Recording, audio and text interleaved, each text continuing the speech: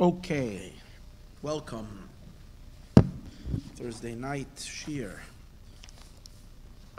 This week is Parshas Devarim. The shir is L'schus Baruch Marshak.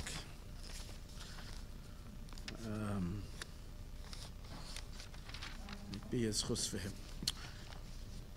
In any case, we are now holding over here. So it's Parshas Devarim, Shabbos Chazoin, but I'm not going to learn a mimer on Devarim. We learned already all the mimerim on Devarim. Last week we started learning a discourse on Parshas Masei, which deals with Eretz Yisroel and the borders of the land of Israel. But we got stuck in the middle. I was very tired and exhausted, and I also didn't prepare it, and I got totally lost. So I want to, this week, learn the mimer. We're going to start by Levar Hadvarim Be'inyan Vayered Hagvul. Even though we learned the first piece, and that piece we learned, I'm just going to do a brief summary of it. That piece we learned pretty well. Levar Hadvarim, we started learning this part as well, but we got kind of lost, and I quit in the middle. So hopefully no quitting tonight. Even though the mimer is pretty cryptic, especially for Lakuti Torah. For Torah Oyer, there are some mimerim like this that are like pretty cryptic and hard, but in Lakuti Torah generally you have a little bit more explanation. But in this mimer, it's pretty cryptic, and even though I tried to really get a good handle on it, I think I have something, but not like, I feel like the mimer is still pretty much elusive, but I hope as we learn it tonight, it's going to come together. In any case, last week we were discussing this idea that the pasuk in Parshas Masei describes the borders of the land of Israel. And it describes exactly how, what, where, and when. And it says when it gets to the final, it designates the borders. It starts with the eastern border of Israel, then it goes up to the western border, it starts with the southern border of Eretz Yisrael. Then from east to west, then it describes the western border. Going from south to north, up to the top, then it describes the northern upper part of the land of Israel. And then after that, it comes down on the east side from north south. And when it gets to the east side, going from north south, it uses the term Vayered Hagvul, the Gvul should descend, the border should descend. Now, which makes sense, because when we're going usually from north to south, it's usually called going down. So, but even though in all the other psukim it keeps on using the term, the border will extend, it will go out, it will come in, so on and so forth, but it doesn't use the term Vayered Hagvul, the Gvul, the border goes down. Well, again, in the simple Pshutei Shel Mikra, the going down of the Gvul on the northern side, on the eastern side, coming from up north, going down south, we can understand why it's using the term the whole time going down, because usually that's the way we say, from north to south. However, and the mimer over here explains the spiritual meaning of this, that the border goes down, according to what the Alter Rebbe is going to explain, is that the border of the land of Israel is an extremely high, unbelievably, unfathomably high level of godly light, of godliness, powers, divine power, something about God, the Lakus of Getlachkai. And it originates very, very high, and when it says the borders go down, it means it descends. Not that it's not like going down meaning just downward physically. It's going downward spiritually. This great spiritual power called the borders of the land of Israel descends from on high, comes down, down, down through the upper spiritual spheres until it manifests in the physical land of Israel. And we're going to see the significance of those borders. What does that mean? It means that entering into those borders and experiencing these borders has a huge impact on the Jewish soul and what it does in terms of facilitating and activating intense spiritual reactions towards that powerful borders of the land of Israel, which are these powerful godly energies that are coming down. Now, in the Alter Rebbe's description, and today what we're going to learn is he's going to explain the descent of the borders, primarily two pirushim, two explanations. One of them is that these borders are related to the supernal source of the divine emotions, and that the borders are all related to this, to the godly, to the realm of divine emotions.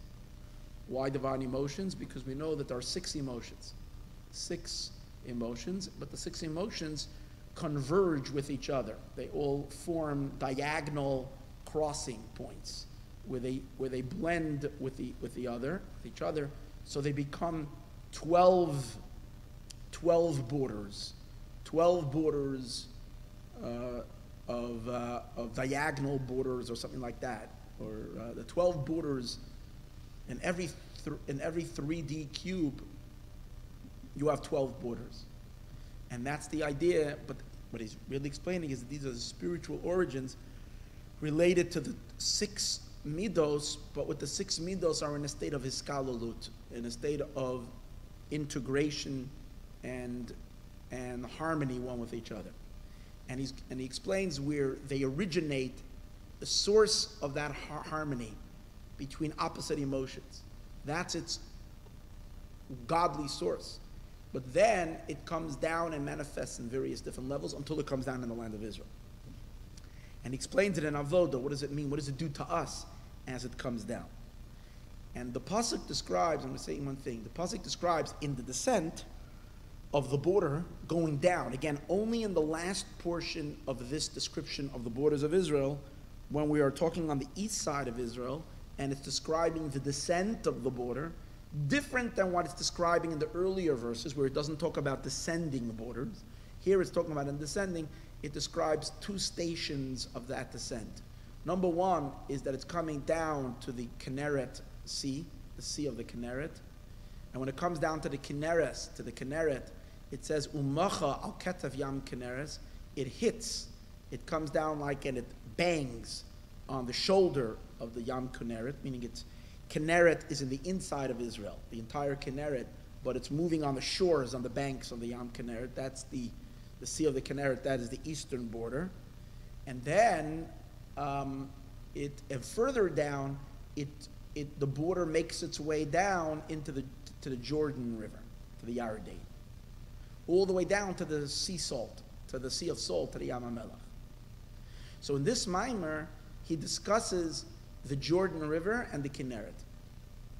And what does it mean that in both cases the border descends down into the Kinneret and into the Yarden? And I'm just going to do very brief.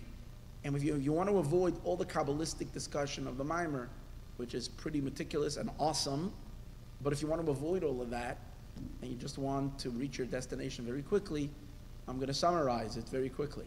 The main idea. The main idea is that the border is a descent of the divine emotions, God's emotions, as they are not just emotions, but as they are cohesive, as the emotions are integrated and interwoven one with each other. That's why they're 12, not 6. 12 emotions, these are the emotions as they form diagonal crossings, as they unify one with each other.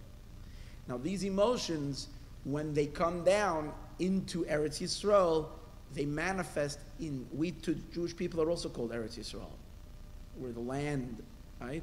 So it manifests in our souls.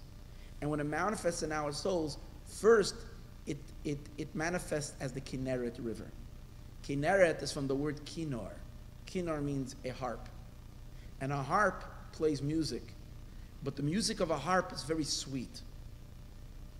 The music of a harp is super sweet. It's not rough music, it's very sweet music.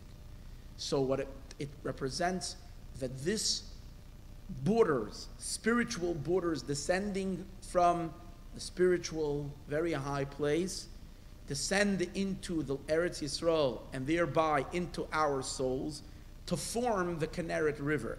When it forms the Kinneret Sea. When it forms the Kinneret Sea, what happens? It means a certain godly sweetness that takes place in the Jewish soul. And what is that? That's the love of the light. It's an extremely spiritual, lofty, very, very abstract, lofty kind of an experience that only tzaddikim get to experience. It's an ecstasy and a pleasure and a delight, which is a love of pleasure. That's what it's called, a love of delight. It's a type of love that it's not a quest, it's not a thirsting, it's not a burning, fiery love. It's a calm, delightful love that fills the person with a deep satisfaction and sensation of the divine. And that's the Kinneret River. It's female for Kinnor. Kinnor is male. This is Kinneret, female, because we are the female of God. And when we experience this ecstasy, this is called the Kinneret. It's almost like the woman on the harp. The woman with this delightful pleasure. That's the Kinneret. Ava b'tanugim. And that's coming from above. That's why it says Vayered Hagvul. This is not a love that we can create. We can't create this love. This love can only be given to a person as a gift from above. It's when pure divinity and divine bliss and ecstasy pour down on a person's neshama. And then they're suddenly overtaken by this incredible bliss and delight that they can't explain. And they're not burning for God, they're quelling, they're delighting, they're just blissfully experiencing the divine. That's the Kinneret experience. Then the river continues for the border continues going down. When you say it further goes down, because the pasuk says it goes down again, it means it's further descending. And where is it descending in the next phase? It's descending to the Jordan River. The Jordan, the Yarden, the sages say, takes from here and places over here. It takes from one place and it gives the other place. So it's a transporter. It brings from one side to the other side. And that's referring to a different kind of love. Also a love to God, but that's in general, it's representing the idea, the power of a human being, of a person, to be able to take unholy things, worldly things, and elevate them and transform them to holiness. How do you do that? By accessing the spark of holiness that has fallen into everything dark and unholy. There is a spark of Kedusha that's over there. And when you access that spark and extract it, bring him into holiness, like the food we eat, like the clothing we wear, like the home we live in, and all the other physical entities we come into contact with, and we use them for godly, holy purposes. We extract them, we elevate. That's the Yarden, the Jordan. We're taking from the side of the unholy and we're transporting it into the holy. Now, how does that translate into love? It translates into love as follows. We have an animal soul. That animal soul is part of the unholy. The animal soul comes from the Sitra Achra, comes from the dark side. It comes from Klipas Noga, from the Klipa. It's a passionate being, but its passion is misguided. Its passion is uninformed. It's not directed towards the right things. When we can extract that passion and love God with our very animal soul, like it says, V'ahavtas Hashem Elokecha b'chol levavcha, love God with both your hearts, even your Yetzer Hara. When we can love God even with our unholy soul, with our negative soul, by transforming, by accessing the energy, which is really coming from high, but is fallen, and redirecting it and elevating it into Kedusha. So we take love to Hashem, and the love comes from the food we eat, from our animal soul, and that is elevated. That is called the Jordan experience. So we have two ways of receiving love. One of them is we're extracting the love from below. It's like mining for silver. Silver is love. Mining for silver in the ground, taking the love out from the worldly things, and that's called avas olam. It's a love from the world, coming from the world, of the world, but it's being elevated to God. How can the world produce holiness and godliness? The answer is, in the world there are sparks of holiness that are there. It's just be extracted and elevated That's the Jordan experience, the Yarden experience. The Kinneret experience is love coming from above. Two different loves. This is love from above, and this is love coming from below. If that's the case, we will ask the question, what's the pasuk saying, Vayered Hagvul, that the Gvul is going down into the Jordan? It's descending. According to what we just explained, the Jordan doesn't need anything to descend. Quite on the contrary, the Jordan is an ascending light, not a descending. It's an ascending energy. It's the love from below. It's the potential to love God, the sparks of holiness that are in the world, seeking liberation, seeking elevation. It's these sparks that are yearning to go upward. Why are we saying Vayered Hagvul, the Gvul, which means the divine inspiration or godly emotions from above are coming down and pouring into the Jordan? The answer is, the Rebbe says, you cannot extract any godliness from the world unless you have some kind of a channel from above. It doesn't just happen on its own. The Rebbe proves it. We learned this in the Alter Rebbe proves it in the little piece we learned last week. He says because the Gentile eats all day long physical food and he's not inspired to love God. So you see that in picking up the stuff from the ground and consuming them doesn't elevate. You need to have a connection already from before, and that's the connection from above. It's a holy neshama. That neshama has a channel. That neshama is connected.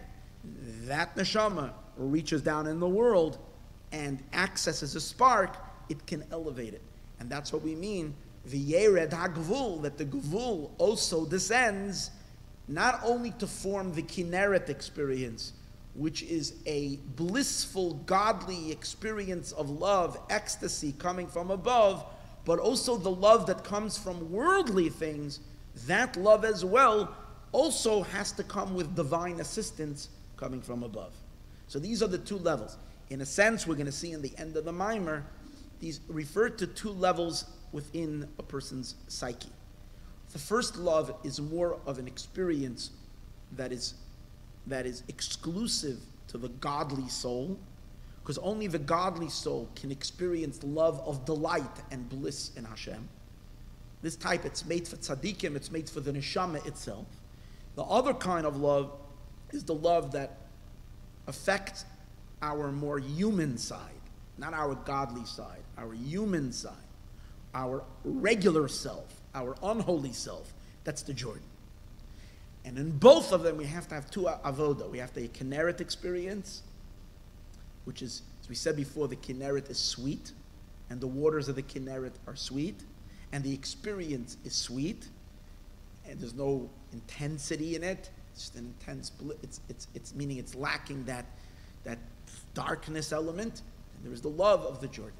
That's the idea, but that's the first interpretation, relating that the Gvul that's coming down are the 12 divine emotions. Again, the 6 emotions, but as they are doubled because they pair up with the opposite side. Okay? Scholars. The second interpretation, the Kinneret remains the same, the Jordan remains the same. The only difference in the second explanation is, what does the Gvul mean? When we say the Gvul, the borders descend, what are the borders? According to the second interpretation, the borders are the borders of Chachma. The 32 pathways of Chachma, they're called Gvulim.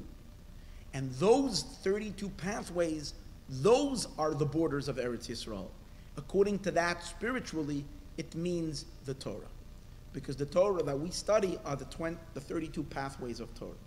So it's really an element of Chachma that's coming down, and it's that Torah element, borders of Torah study, that affect both the Kinneret experience and also the ability to fix the world, and the Jordan, the Yarden experience is also impacted by the Torah.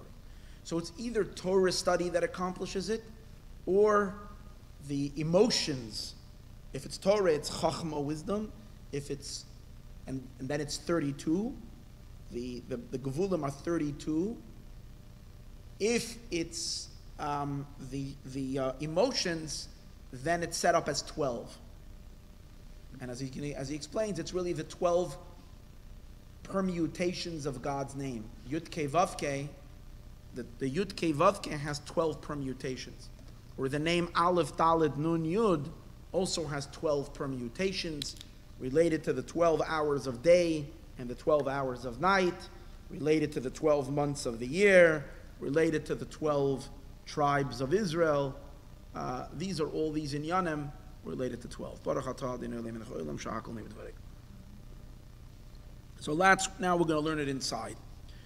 Okay. Levar hadvarim be'inyan Vayered Hagvul, to explain the matter in regarding to Vayered Hagvul. This is on page Tzadik Dalet, the first column, and the second paragraph. Levar hadvarim, to explain the matter be'inyan Vayered Hagvul, which are that the Gvul goes down in a Gvul. So now the Hagvul who daled ruchos to Eretz Yisroel. What is the Hagvul? The Hagvul are the 4 directions of the land of Israel. Yesh loyma, we can say shu inyan yud beis gvulei alachs, and these are the 12 Gvulim, the 12 boundaries, alachson, which generally means diagonal, hanisker b'sefer Yetzirah, which refers to in the book of formation, the Sefer Yetzirah talks about 12 yud beis gvulei alachs. Pirishin Yonam Bepardes, so in Pardes from the Ramak, Shar Chaf Aleph Perik Zayin. Over there he explains, Shehem Gvul, when we speak about these 12 Gvulim, they are the Gvul as follows. Mizrachis Roimis, the upper part of the east. Gvul Tzvainis, and Tzvainis Roimis. And then we have the upper part of the north. Gvul Mizrachis Tachtis, Chulu. And then we have east, the bottom side of the east. And then we have the eastern northeast side, Ein Shah. So as I explained last week, when you have a cube, any kind of a cube or any kind of a 3D rectangle or square or something like that, but it's 3D, so it has a height, meaning it has a height as well.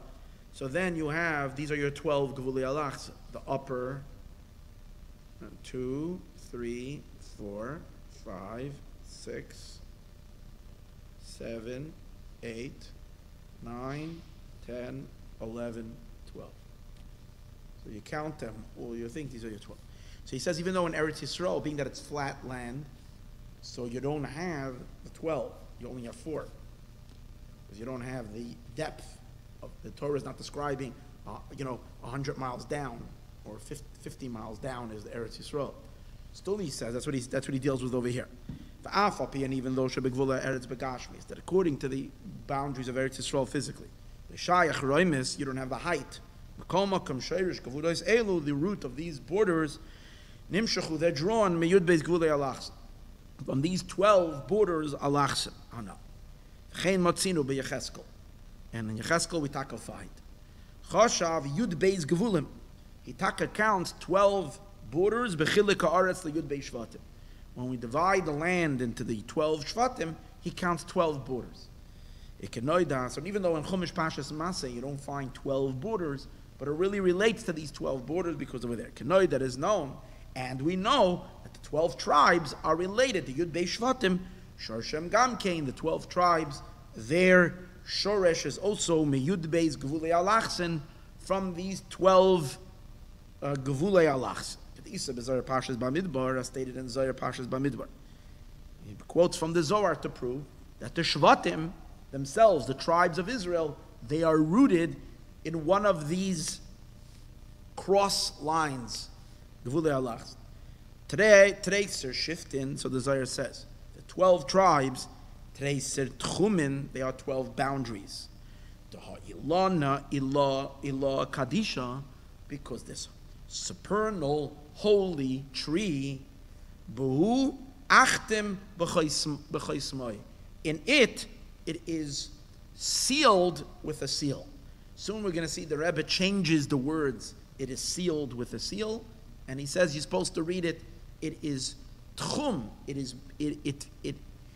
you're supposed to change the tuf for the ches. Atchem betuchme moi, which means it has a border with its borders. So what does that mean? The tree we know, in Kabbalah, whenever it refers to the supernal tree, the tree is always referring to the inyan of Ze'er Anpin. The six emotions. The six emotions, that's called the tree. Now, once you have six emotions, you can understand, as he's going to explain, how that turns into 12. Because each one, there is a connection between from attribute to attribute. So this is the idea. But it says the 12 shvatim are rooted in these 12 tchumim, in these 12 boundaries that are related to this tree. This is related to what it says in Pardes again. In Shar Chaf Aleph Perek Vav, B'Shem Sefer Aboyer, in the name of Sefer Aboyer from Nechunya ben Akana, Ilan Echad Yesh Lo LaKadosh Baruch Hu, God has one tree, and this tree has these 12 Gevulei Alachs. Don't be surprised that the Zohar is calling it Tchumim. And in Sefer HaBo'ir from Reb Nechunya ben Akana, he refers to it in the Sefer Yetzirah as Gevulim, because he says Gevul and Tchum is the same thing. Gevul means a border, and Tchum also means a boundary. So Tchum and Gevul is the same thing. Why are these sfirot, these attributes, these six attributes that become 12, why are they called boundaries? What's the idea of them, of their idea of them becoming boundaries? Because he explains, Yud Beis Gevulei Se'elu, these 12 Gevulim, Hemchenas Iskalalus, they are in a state of integration. In other words, we don't have singular energies, extreme, as they stand on their own, but rather they integrate one with each other. Havav Ktzav is the six boundaries, Shema Shisha Midos, which are the six midos, Chagas Nihi, Chesed, Gvura Teferes, Netzach Hod Yesoid, Kishem Eskalalim Zeh Im Zeh, when they integrate one with the other, Kemoy, Hiskalolus HaChasad and Begevurois, for instance, when Chesed and Gevura, the powers, the energies of kindness, and the energies of Gevura intertwine and integrate one with each other, Oy Hiskalolus Gevura Benetzach, or the integration of Gevura in Netzach, that's the idea of it being 12. Because if it's just Chesed and Gevura, it's only what? If it's just Chesed and Gevura, it's only 6. But how do you get this line? How do you get, this side is Chesed, this side is Gevura. How do you get this line? It's when you're drawing a connector between Chesed and Gevura, between south and north. And you have the line in between that's making that connection. Yeah. Or Yiskalolus HaKavin, or in general, the Yiskalolus of the Kavin, the right side and the left side, when there's a key, because we know, Chacham, Chesed, Chochma, Chesed, Netzach, Kav Yamin is all on the right side. Ubaga, Bina, Gevura, Hoid, Kav Smoil is on the left side. Yiskalolusan, and when they integrate, that the midot from one side are making contact and as going in partnership, so to speak, with a midah from the other side, hu al yedei gevulei alachsen. These are these lines that are crossing one from the other. And now we'll understand why it's called the borders. Why? This type of integration doesn't happen in the essence of the light, in the energy itself. Why? The light, the energy itself is pure and simple, and therefore there's no integration, kindness, severity. It's simple. It doesn't have any coloring at all. It's when the oiros, when the lights become enclosed in the kelim, and once they become enclosed in the kelim, they become defined by the various definitions of whatever those kelim are. In other words, it becomes an energy of kindness or an energy of gevura. And then when the kindness gets itself tempered a little bit, with Gevura, so that the kindness is not, uncontrolled kindness, but it's kindness with a little discipline, which is necessary, then you have a mix. But that can only be when the energy has settled into the vessel for it to be able to assume the various different definitions and then integrate one with the other. Through this Nislabish Chesed B'Gvura. So then the Chesed can later be Nislabish in the Gevura, or Benetzach or in Netzach. If you say there are Anagog, whatever the order is that the Eibishter is conducting. Now what do the Kalim do once we know that it isn't Shaykh to have a Hiskalolus from pure Oiros, because Oiros are just pure energy, so there's no coloring, there's no idea of Hiskalolus. Hiskalolus is only when they go into Kalim. Now we'll also understand why they're called borders, because what do Kalim do? The whole idea of vessels is to set a border, to set a definition. Kalim are what give definition to the light, to the energy. Oir nigbal bekeli, the oir becomes nigbal, becomes limited in the vessel. Hein, for two reasons. Number one, mitzacha oiru or poshut. Light and energy is just simple. The nigbal bekeli, but once it goes into a keli, what's its idea? Liyos mechaya.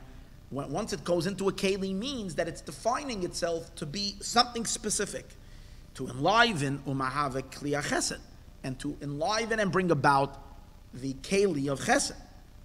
Im kain, if so, ha-keli magbilosai. The keli, in other words, when we're saying the oir is coming down, dafka, to produce kindness, so the kindness is giving a definition to otherwise unfiltered, undefined, pure, simple force without any definition of what that force is. So that's one reason why we say the light, the vessel's limit, the hagabola of the keli, the limitation of the keli is number one, just to define it. Without that, you have no definition at all. It's just simple energy, of course, that's not limited. Limitation is when something is something specific. I'm defining it. This is what it is. That's number one. Number two is, in addition to that, the energy is also quantitatively infinite. Once it goes into a keli, in addition to it getting definition, it also becomes limited. The oir is also ein sof. And what does the keli do? The keli gives a hagbola, a limitation that the hashpa should be limited. The key vanansin sheikar is galalazu. This main hiskalalus liyos nase yud beis bechinois, for it to become 12. Why they slapshus oiros bekelim? You need the oiros to be enclosed in the vessels dafka. Dafka then is when it can become integrated one with each other. The ilu oir metzad atzmoi, because the light onto its own, who oir pashut, is simple light chulu. L'chein nikra yud beis gevulim. That's why it's called 12 boundaries, or yud beis techumim, or 12 borders, or 12 boundaries. Hainu hagbolos. These are limitations. Shal oir nigbal bekelim. The oir, the light, becomes nigbal, becomes limited through the vessels. Umiskalalim, and then later they become intertwined and interconnected. Liyud beis gevulin, to 12 gevulin. First there are 6, each one on their own, and then as they blend with each other, it becomes 12 yud beis techumim, 12 various different boundaries. And this that the Zohar says, ilana ilah kadisha, that this supernal tree, buhu achtim b'choismai, which becomes sealed with a seal, yesh lefarshoy, we could explain it. Probably because the very fact that it's going into a keli means it has what? Been sealed. But the Rebbe says, I'd rather change the letters in the Zohar a little bit, and then it makes more sense. It becomes, instead of reading it achtum b'choismei, read it atchum, the tough before the ches, b'tchumei, which means it becomes bordered with borders. It is better to say that by mistake in the Zohar the printer wrote the letters down wrong, v'tzarich liyas, it needs to be atchum b'tchumai, it gets a tchum, the tchum that it gets. V'apirish canal, and the pirish is like we said before. V'hinei, now behold, yud beis b'chinas elu em gam kein inyan yud beis tzirufei avaya. Now once godly energy manifests as these various different combinations of energies, chesed blends with gevura, or gevura blends with netzach, or chesed blends with hod, or the various different things, this is going to form what we call the different combinations of yud kei vav kei. What does that mean? The yud, the hey, the vav, and the hey can set itself up where the vav is first, and then the yud, and then let's say the hey and the hey. There's a bunch of different ways. In general, there are 12 different ways in which the yud kei vav kei can set itself up. The yud beis tzirufei adna, and then there is the 12 tzirufim permutations and combinations of the name Adna. And this is responsible. What's responsible? It's these 12 gevulei alachsen, these 12 gevulim, which set, so to speak, the tone of divine energy and specify it in a specific way. This is the energy, and that's why we know that every month has a different energy, has a different sense, a different experience, because it's taken from the different sphera, which is two different midos that are in a hiskalalu state. They're in an integrated state, but the way they are integrated and interwoven is in a unique way, which is representing this sphere. And this also brings us to the 12 months. And every month, Yisroel, the Jewish people receive mitziruf echad. We receive. It was interesting. Just like in Eretz Yisroel, there are 12 boundaries, 12 territories, we spoke earlier. So time and space are related. So in the map of time, in the geography of time, we go through and we're moving from place to place, just like physically we can move from Shevet Gad to Shevet Menashe. Each one, it's manifesting its own unique thing. So we move through the months of the year, experiencing each month, the holidays, the unique character of the month, which every month is a complete different style and a way in which God shines to us and in which we reciprocate and relate to Hashem. The experiences of the month of Kislev, very, very different than the experience and the feeling of the month of Iyar in terms of the woven tapestry, or the way it is the crafting of time and its energy and its style is different. So each month, Mekablim Knesset Yisrael Matziruf Echad Ma'yud Beis Tzirufei Avaya, from a different tziruf. Ki mebchinas eskalalus amidas al yoynoi ze'em zeh, because as these midos become hiskalalus, they become integrated one with the other, kamoi chesed im hoid, like kindness with submission, with glory, which is submission, shezehu gevul d'roimes tachtes, which that is the lower side of the south. The lower gevul of the south side, that's a combination of chesed and hod. Because chesed is the south, the right side. Hod is lower, is on the bottom. So when chesed and hod are miskalel, that's called droimes tachtes. It's the southern bottom corner. Kach nimshach gam kein mebchinezu gam kein lamata leknesses Yisroel. So this also is drawn down lamata below the Knesset Yisroel avodas Hashem b'pchinezu. And our avodas Hashem is also in this level. Shuli eseskala los b'chinas ava im b'chinas aidah. What this creates is that our ava, our love to God, should be nichlal and should have an eskalalus with the idea of submission. That it should be a submissive kind of a love. It shouldn't be an arrogant love or a very frivolous love. It should be a kind of a love that has with it an inyan of bittul, of haidah, of submission. And it's a unique type of love that's when Ava and Hod are unified together. I don't know exactly which month is this combination. But then at other times we have an eskalalus of gevura. spheres of Gevura with Hoid, which that forms a unique combination. Says our Gevul Tzvainis Tachtas. This is the northern lower side border. This brings us the fear to be integrated with submission, a submissive kind of a fear, which is something that is already closer. A submissive love is a little bit of more of a chiddush, more of a novelty. A submissive fear is more, because both fear and submission are both on the left side, so it's easier to see how the two of them are unified, or both of them are closer together. But whatever it is, it's a different combination. And similar to that is in all the midos.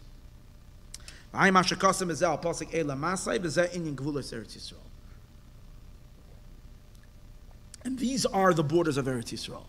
The borders of Eretz Yisrael are, you're walking across the borders of the land of Israel, you're following a drive across the borders of the land of Israel, you're really moving from energy to energy. As the road turns the other way, you're completely under the influence of different spherotic combinations. Because in each section of Eretz Yisrael, it's receiving from a different combination. It's these gevulim of Eretz Yisrael. Now the root of these 12 gevulei alachsen, nimshechu malmayla mayla, they originate and they come down from a very high place. In other words, they come from a much higher place than the Ze'er Anpin, the Midos themselves. The Midos, the Ze'er Anpin, that itself is very high, but it's really coming from even a higher place. Umishtalshel in Vayered, b'pchinas malchus. But then it comes down into Eretz Yisrael. Eretz Yisrael we know is Malchus. So when it manifests in Eretz Yisrael, it's descending into Malchus, but the root of these 12 borders are really coming from a much higher place. Not only do they go down into Malchus, which is the Shekhinah, Spheres of Malchus, the Gam Lamata, they come down into the actual worlds. Malchus is the last level of the divine. But then it continues into the actual creation, in Bria, Yetzir, and Asiyah, forming the various different direct borders of space, time and space. It's what it forms. So it comes down into the lower world, and also into the physical Eretz Yisrael as well. And that's the meaning, as we learned in the beginning, Vayered Hagvul. It's not just that the borders are going down from north-south. So it's like a little bit, going down south. Vayered, it means a descent from its very, very, very lofty spiritual origins, and it's descending down through the various different levels, manifesting in Malchus and going further. Mikedem la'ayin, and from where is it coming from? So the pasuk says, the first time it says Vayered Hagvul, it says from Shifrain, from to Rivla, from Shvam, Mishvam Harivla. It comes from Shvam to Rivla. It's interesting, in the Maimer he doesn't explain Shvam and Rivla, but he explains the next word, Mikedem la'ayin, from east of a place called Ayin, which means eye. But the deeper meaning, as he learns, is that the Gvul, you want to know where it's coming from? What's its lofty spiritual origins? Well, it's coming Mikedem. Kedem means not just east. Kedem also means before. It's coming from a level that's prior to Ayin. What's Ayin? Ayin is Chachma, because the Chachma and Bina are called Einei. Einei ha'eda, like the Chachamim are called the eyes of the people. They're called the eyes of the people. They can see. People. A Chacham is called Haroya Sanoiled. In general, we know that Chachma is associated with Riyah, with seeing. So Kedem la'ayin means it's coming from a place that's higher than Chachma. That means it's coming from Keser, from levels that are transcendent of Chachma. That's where these borders come from. Kedem la'ayin, they come from higher than ayin. Kedisa b'Zoyar, as it says in Zoyar, Seif Parshas Vayishlach, in the end of Parshas Vayishlach. Treisar de Iskasyon, there are these 12 that are concealed. And they need to be brought out from their concealment. These 12 Iskasyon, they're concealed. And now they're brought out. What does that mean? That means that the original levels of these... Now, we know that the midos, the emotions, the 6 emotions of God, and these integrated... That's not called concealed. Why is it not called concealed? Because in general, emotions are something you can see. The intellect is called concealed. Alma Discassia, Yudke, the Moichen are called concealed. When a person has intelligence, it's not revealed to outside. But when a person has experiencing an emotion, you can see it. Because emotions are excited. They show themselves. They spill out. The person is angry. They're happy. They're excited. There's passion. It shows itself. So really, the 12 Shvatim, the 12, they're from the Alma Dizgalia. They're from the revealed world, not from the concealed. But the Zohar says, Tresar, these 12, Iskasyon, they're really hidden. And they come down to be revealed. They're really hidden. And they come, what does that mean? That the shorish of the 12 Gevulei Alachsin is from a very, very, even higher than Chachma. And that's called complete subconscious of the divine. Levels, superconscious. Levels that are high, that are completely not visible to the creations or even expressed in the godly worlds of Atzilus. It's beyond, it's hidden, it's very, very concealed. So this is where you see it's coming mikedem la'ayin, prior time. Being that I was talking about the 12 boys that they took out from the cave, I spoke about it today when I gave the Parsha in my life shir, which I gave at the Mashiach Matters class.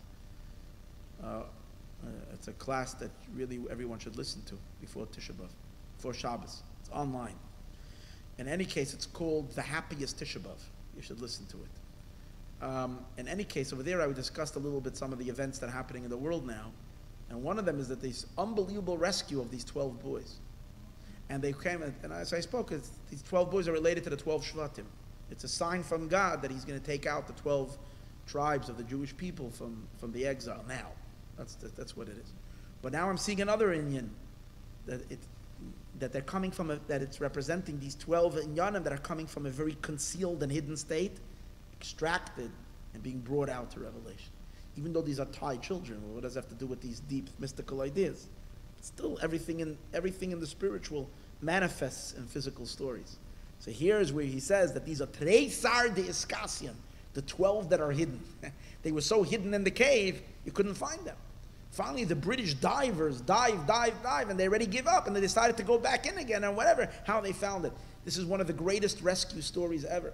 But you see, if you look deeper, you can see in all these world news events, tremendous godly things that are happening. In any case, as it says over there in Migdash Melech, Sheshorsham, the root of the Yud Beis Gevulei Alachsin, Mitiferes to Erech Anpin. It's coming from the level of Tiferes of Erech Anpin. Now, Erech Anpin is higher than Keser. It's higher than Chachma. Erech Anpin is Keser. So it's coming from the level of Keser, from the Tiferes element, and that's the root of the 12 Gevulei Alachsin.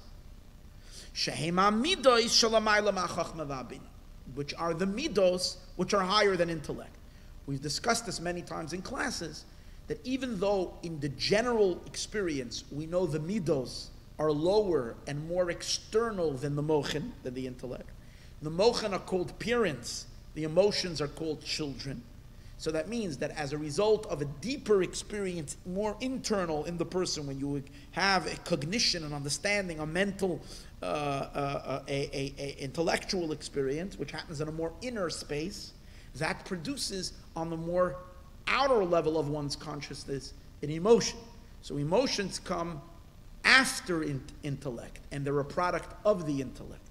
But we learned that's just the way mostly emotions unfold. They're the children of the intellect.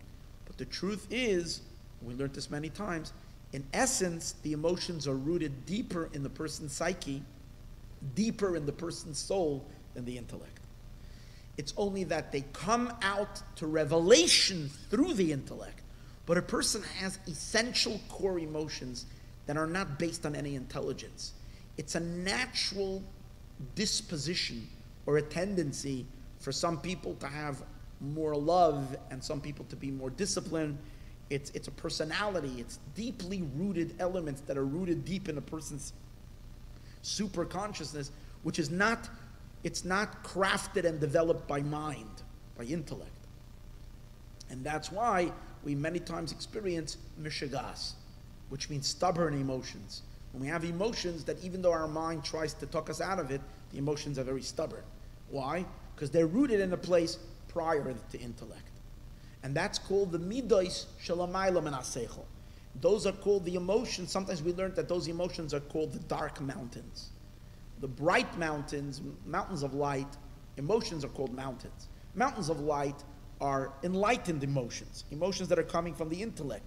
You heard about something, you read up on it, you appreciated the value of a certain person or a certain phenomenon, a certain idea, a certain science, whatever it is that you became familiar with, and you recognize that its value and its importance, and you get an emotional attachment to it. That kind of a thing is coming from the intellect. The intellect controls, directs, and develops, and even creates the emotions. Those are usually considered more superficial emotions. The real deep emotions are emotions that don't need a trigger. They don't need the mind to create them. They're just who we are. Those are the emotions. They're called the emotions of Keter, the emotions of the crown, not the emotions of the Ze'er Anpin, the emotions of Erech Anpin.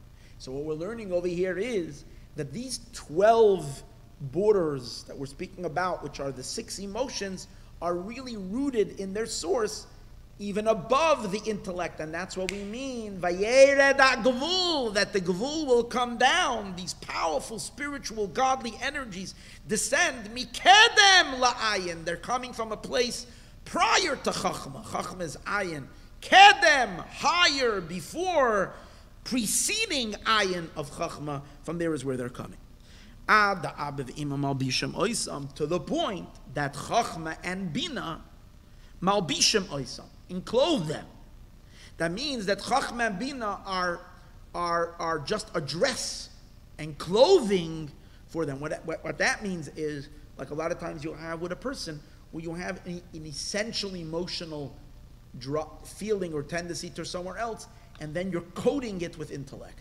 You're rationalizing something that's essentially beyond your intellect. In other words, essentially it's because this is what you want. You're just explaining it with reason, because your reason is coming to excuse, so to speak, an irrational emotion. That's called what we say we rationalize. Is the emotion is really dominating. It's not the intellect that's dominating, it's the emotion that's dominating. The intellect is only a cover-up, because you don't want to look like a lunatic. You don't want to look like a totally madman, like a crazy person. So you have to explain these emotions with rational explanations. So that's what we mean, that the Chachma and the Bina are only enclosing these emotions. They're just a levush to these midas. Now again, obviously, when a person is not in control of themselves, this is a very unhealthy person. This is a crazy person. This is a person who has a problem. But we're talking over here, when it comes to true godly spirituality, this is a positive. In other words, the true relationship with God is rooted in these emotions, where a person is connected to God with a level that's beyond all explanation and reason. Even in human relationships, at times it is proper to have these emotions, and that is, let's say, with your children. Even though you have to have the intellect guiding, but at times from time, the emotions that are there, transcending intellect, should be visible, and that's what we say, unconditional love and the like. And the same is, and with our relationship with God, this is really where the real party is at, where the emotions are raw, intense, transcending intellect. Now the Rebbe says, what did we say earlier? That the idea of the Yud Beis Gevulei Alachsen, the idea of the 12 borders, is that they integrate, that the Gevulim, that the one side and the other side, they intertrove and so forth.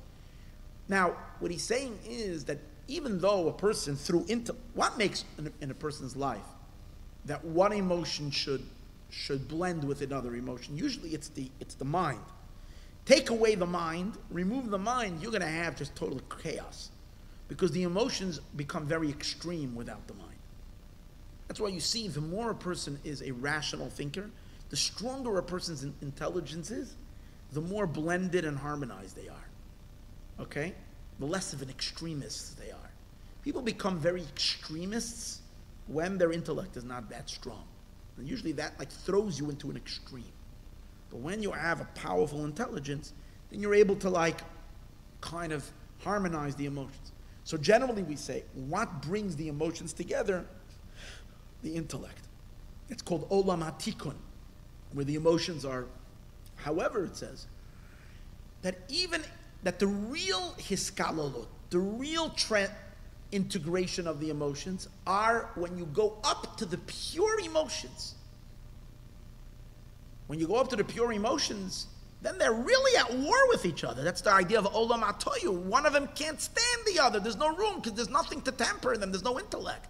It's pure, super rational, intense excitement.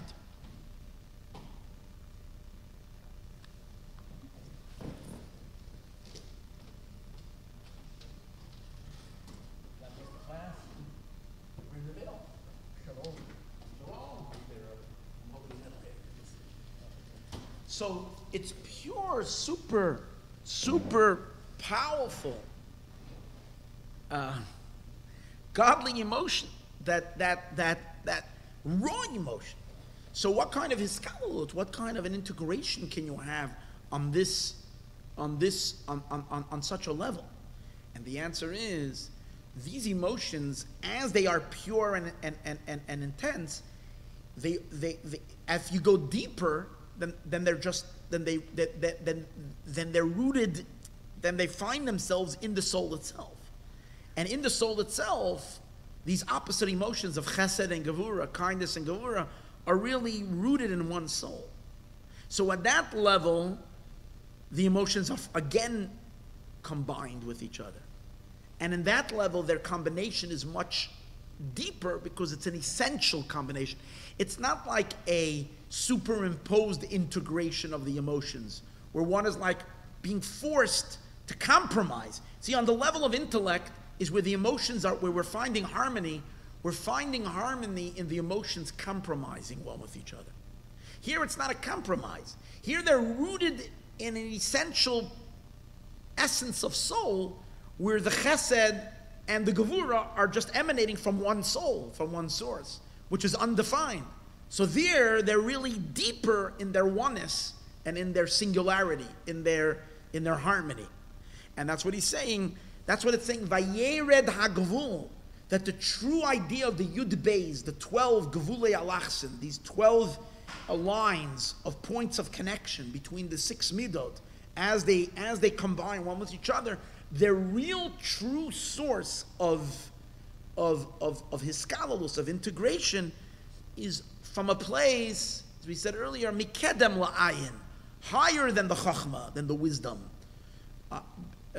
Okay, that's okay. Umisham yored umishtalshel, and from such a high spiritual, godly place, these gevulei alachsin, these 12 borders or boundaries, so to speak, they descend. That's what it says. Vayered hagvul.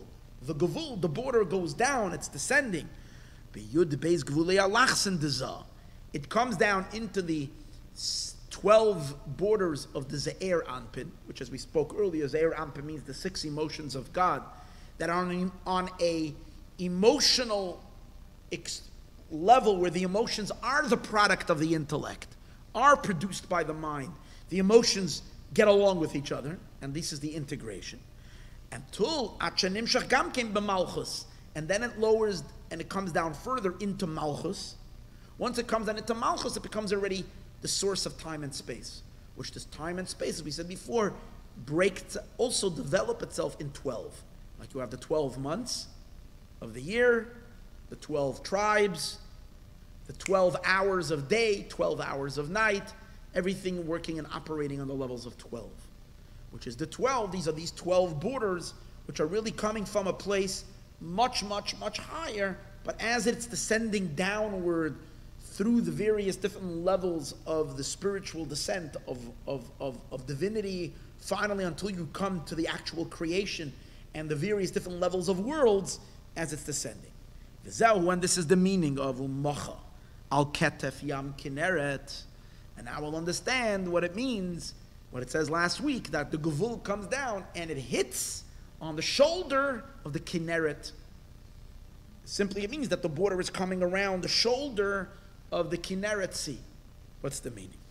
Liyois, when it descends, when these borders descend into Malchus, so these are, what are they again? They're divine attributes. When they come down, they produce an experience into Malchus. Malchus is the recipient, the Shekhinah. When she receives these borders, these yud-based, these divine emotions into her heart, they create an intense experience in Malchus, which in turn is called the Kinneret River. What's the Kinneret? As we said earlier, next to Tiberias, there's the Kinneret. And we understand that every place in Israel is not just a place. It's a spiritual, godly experience. So what's the Kinneret? It creates in Malchus the love of the light, as we spoke earlier. It creates, because Kinneret is called Kinor. It's female for Kinor. Kinor is a harp. And the music of a harp is very, very sweet. And the waters of the Kinneret are sweet water. It's not salt water. It's a sweet water sea. And and again, it's called Kinneret, which Kinneret comes from the word Kinor, which Kinor means a harp, sweetness. Zahu, what does that mean?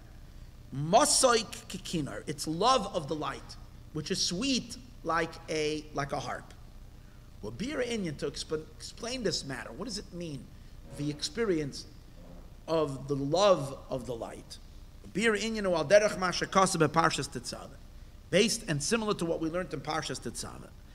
On the Maimer Zocher as Asher Asa Lecha Amalek, where it says, "Remember what Amalek did to you." So in that Maimer, bePirish Achalti Yariyim Divshi, in the explanation where it speaks about I've eaten, it says in Shir HaShirim, in the Song of Songs, God says, I have eaten my forest with my honey.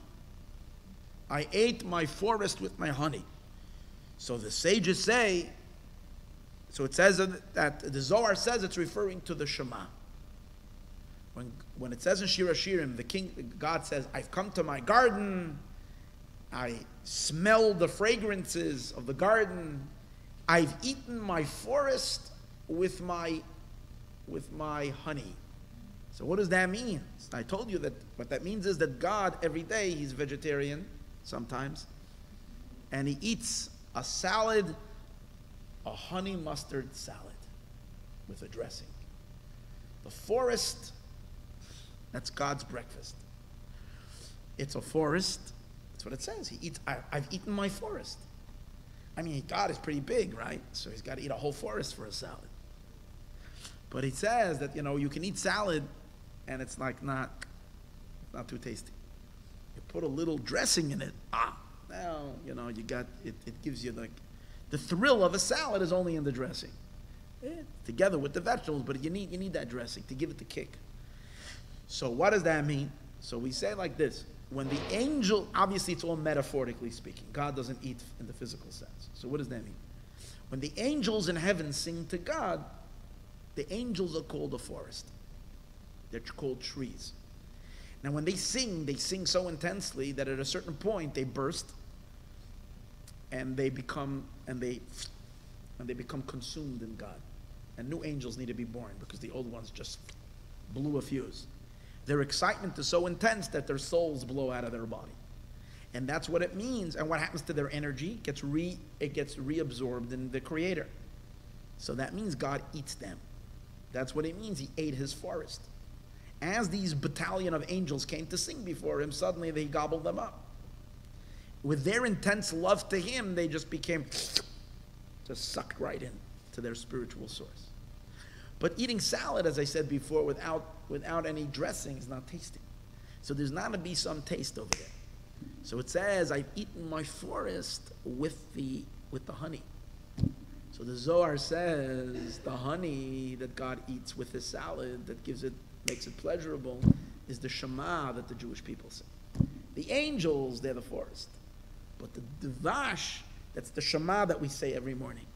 When we go to shul and we pray every day and we say the Shema, and that's called the Song of the Souls, because the Song of the Souls is much deeper than the Song of the Angels. And since we need to struggle with dark elements, in order for us to pray, it's not like angels. Angels just pray spontaneously. But we need to overcome laziness, depression, sadness,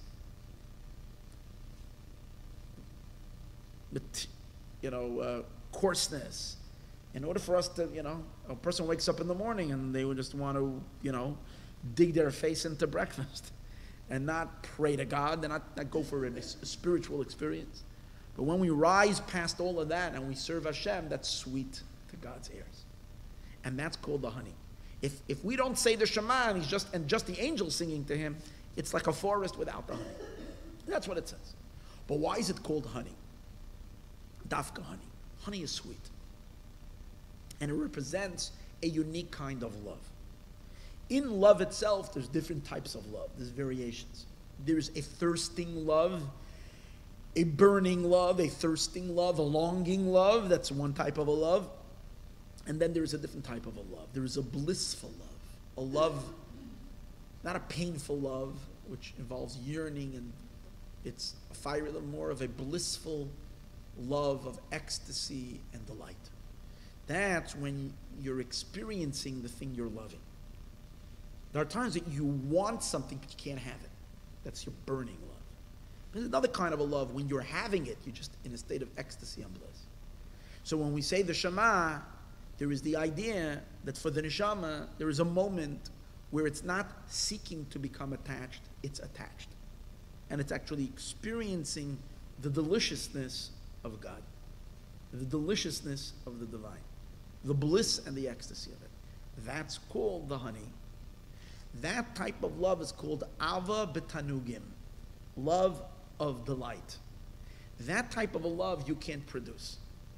The way to experience that delight is if suddenly God shines his light upon the soul. And when God shines his light upon the soul, suddenly the soul is gripped by an intense blissful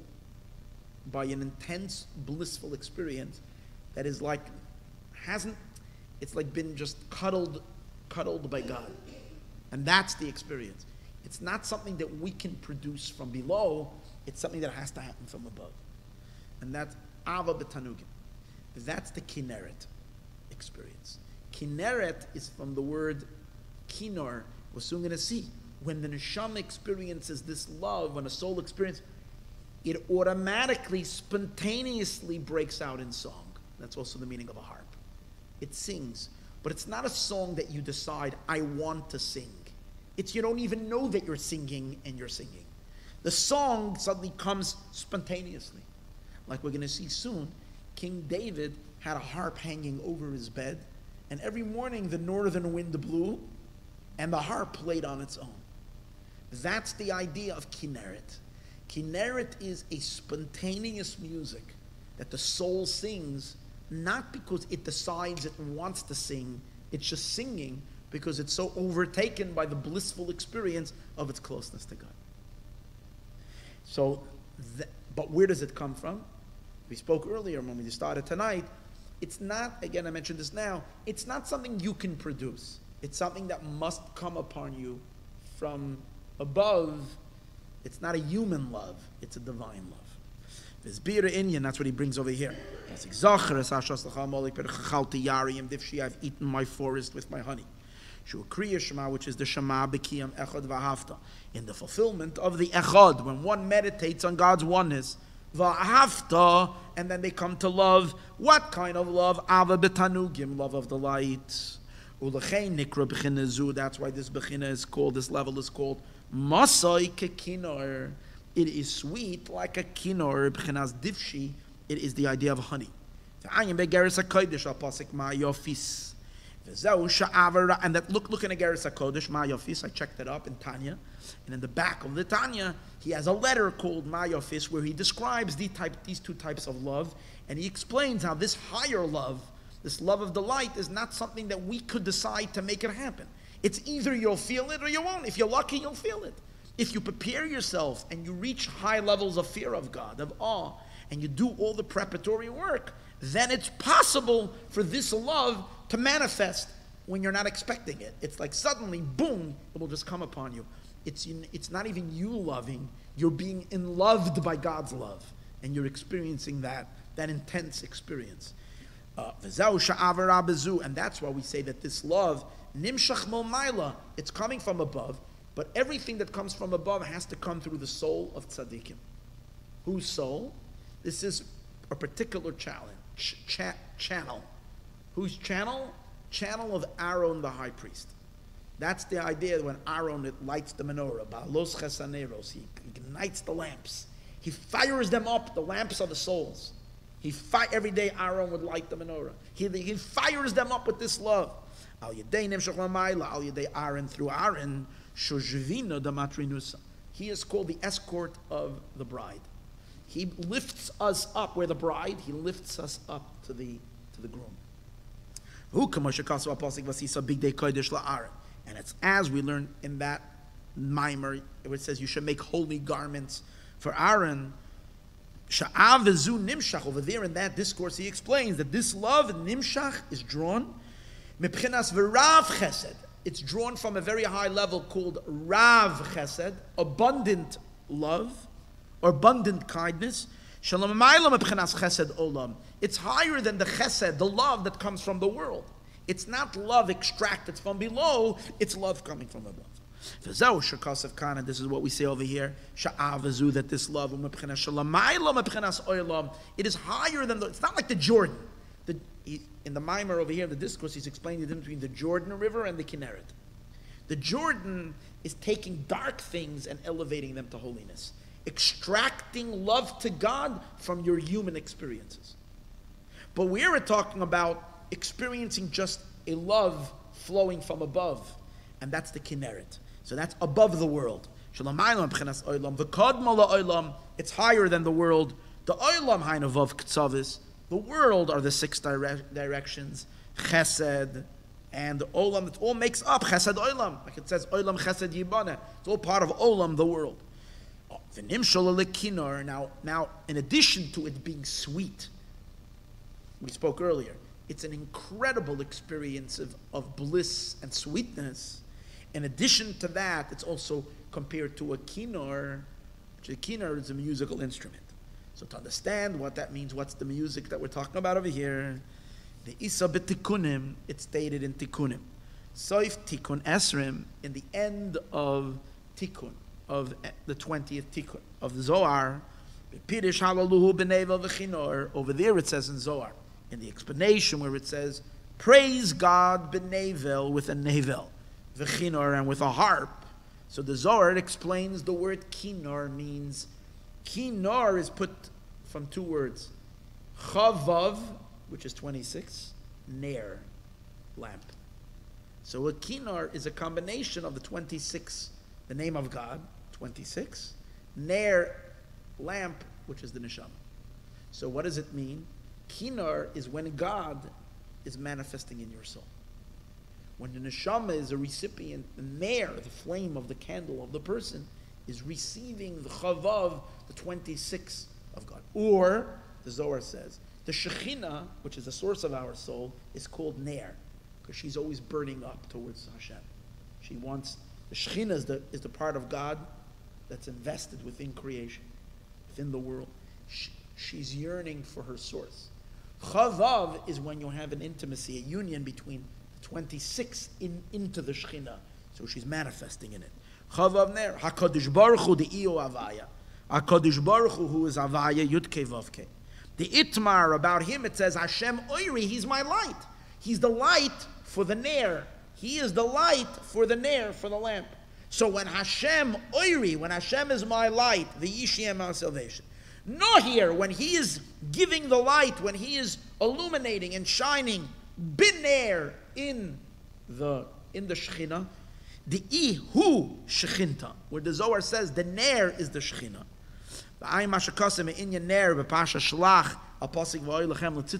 Where over there he explains this idea. And that's what we mean by Aaron. And so that's the idea of kinar. So kinar is when there is a, what is he explaining now? What's this love?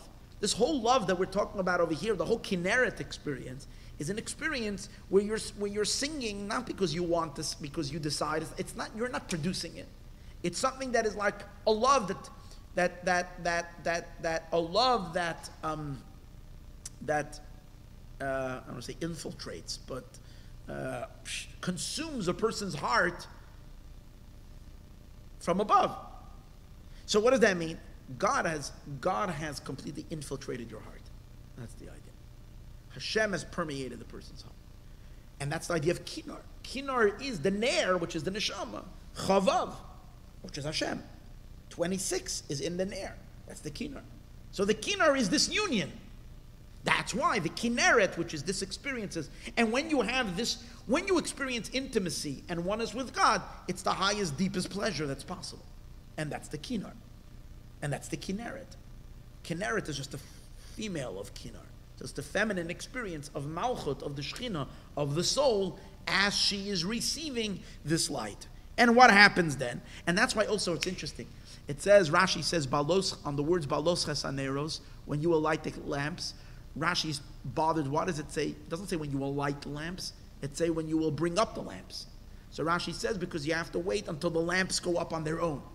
The whole point over here that this is a song, this is an experience that you flare up spontaneously on your own. It doesn't come with effort. You're not trying to produce any love. It just happens. And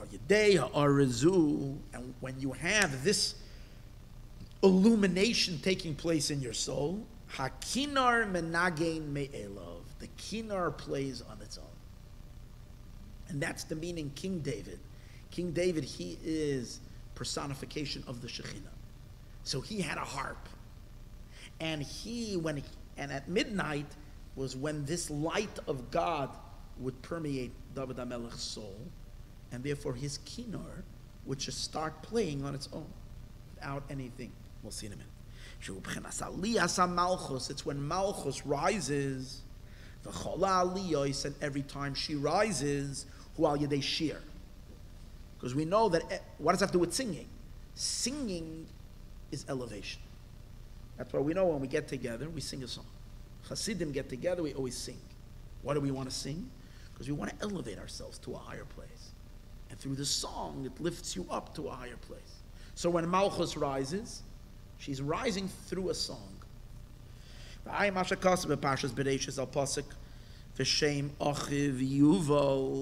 His brother's name was Yuval. It speaks in Bereshis about the sons of, it says the two brothers over there. One of them was the one who made, Oel Mikneh. One of them made tents for animals, and he would go from place to place with his tents. He was a nomad. And the other one was the one who made the first musical instruments. So there, in that mimer, he explains this idea of what the music is all about.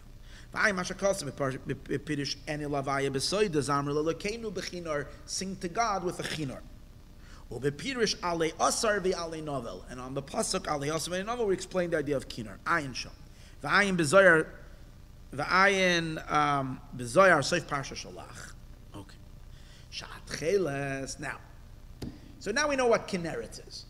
Kinneret is malchut, yam. That's why it's a yam. It's a sea. Malchus is a sea. But it's malchus receiving a infusion of divine love into its soul, and therefore malchus is singing like a kinneret. So next time you go to Tiberias and you see the kinneret, you'll look at it a little different. It's not just a water where you can go to the beach and have a nice day at the beach and go for a nice swim. That's not the kinneret. That's the physical kinneret.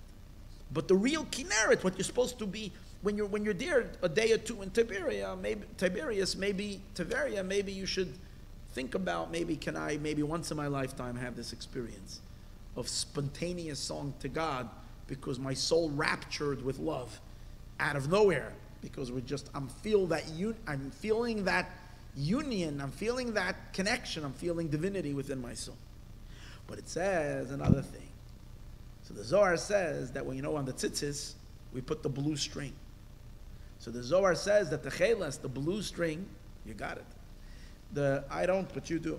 So it says that the chelas, the blue string on the tzitzis, the Zohar says comes from a fish, which that fish is in the Kinneret. It's a fish in the Kinneret.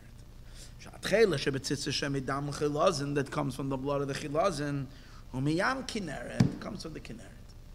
So you got to wonder, and you got to say, so what's the connection? If the Kinneret is this place where the divine love manifests, what's that? What's the idea of the chelas coming from there? So in that Maimer of Vayered he explains, over there he explains that the chelas experience, in that Maimer he explains that the chelas is really from the mochen of Chachma. Hamshachas Abitl. It's a very interesting Maimer. I actually just looked it up when I was preparing this. Over there he discusses the idea that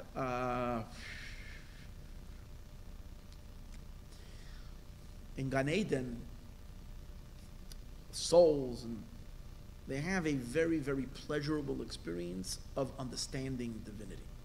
They study, they learn, they understand. There's a very big danger in understanding. Because when you conceive and you understand and you know something, from knowing something, you become a something. And when you become a something, then the moment you become a something, then you're disconnecting. Because God is not a something.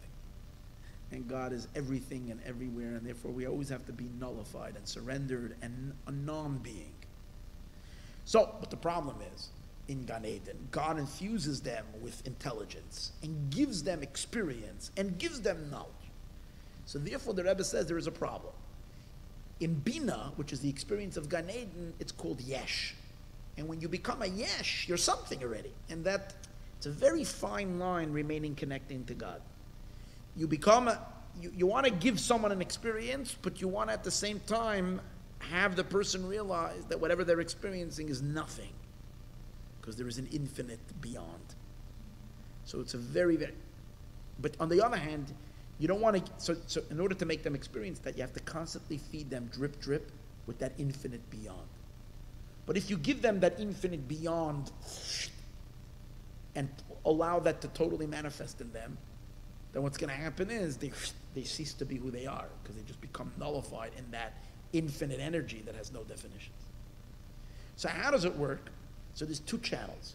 One channel is allowing the souls, the supernal beings, whoever there are, celestial beings, whether it's souls, angels, to perceive the divine and have great pleasure in perceiving the divine. That's Bina, and that's the Gan Eden experience. But at the same time, drip, drip, drip. They constantly get a drip, a thin little flow of a transcendental energy from above that allows them to always recognize and be completely conscious of the fact that what they are experiencing as a fixed definition of divine and godliness is only the way God is manifesting to them right now, so that they can have some kind of a connection to Him. But that's not who God really is, because God is always elusive and beyond and beyond and beyond. So it's like this constant tension of yeah and no, yeah and no, yeah and no. Because of their understanding, they're like, wow! They have like a fixed recognition and understanding, and that's like, oh. But at the same time, they're hit by a sense of it's beyond. He says that that transition is chachma. Chachma, Bina gives you the understanding. The chachma gives you the bittul, the nullification, the surrender to the neshamas and to the malachim. He says that drip, drip, as it manifests in the neshamas, becomes techeles, becomes blue. Because blue, what's the color of blue? Color of blue is like the lower color of a fire. When you look at a fire, so close to the wick is a dark color. That's the blueness. Why is close to a wick dark? There's the bright fire, and then close to the wick is dark. Because the part that's close to the wick is where the material of the wick, or the oil, is being converted to fire. It's giving away to fire. It's where there is that struggle of something which is something is being combustuated into nothingness, into fire.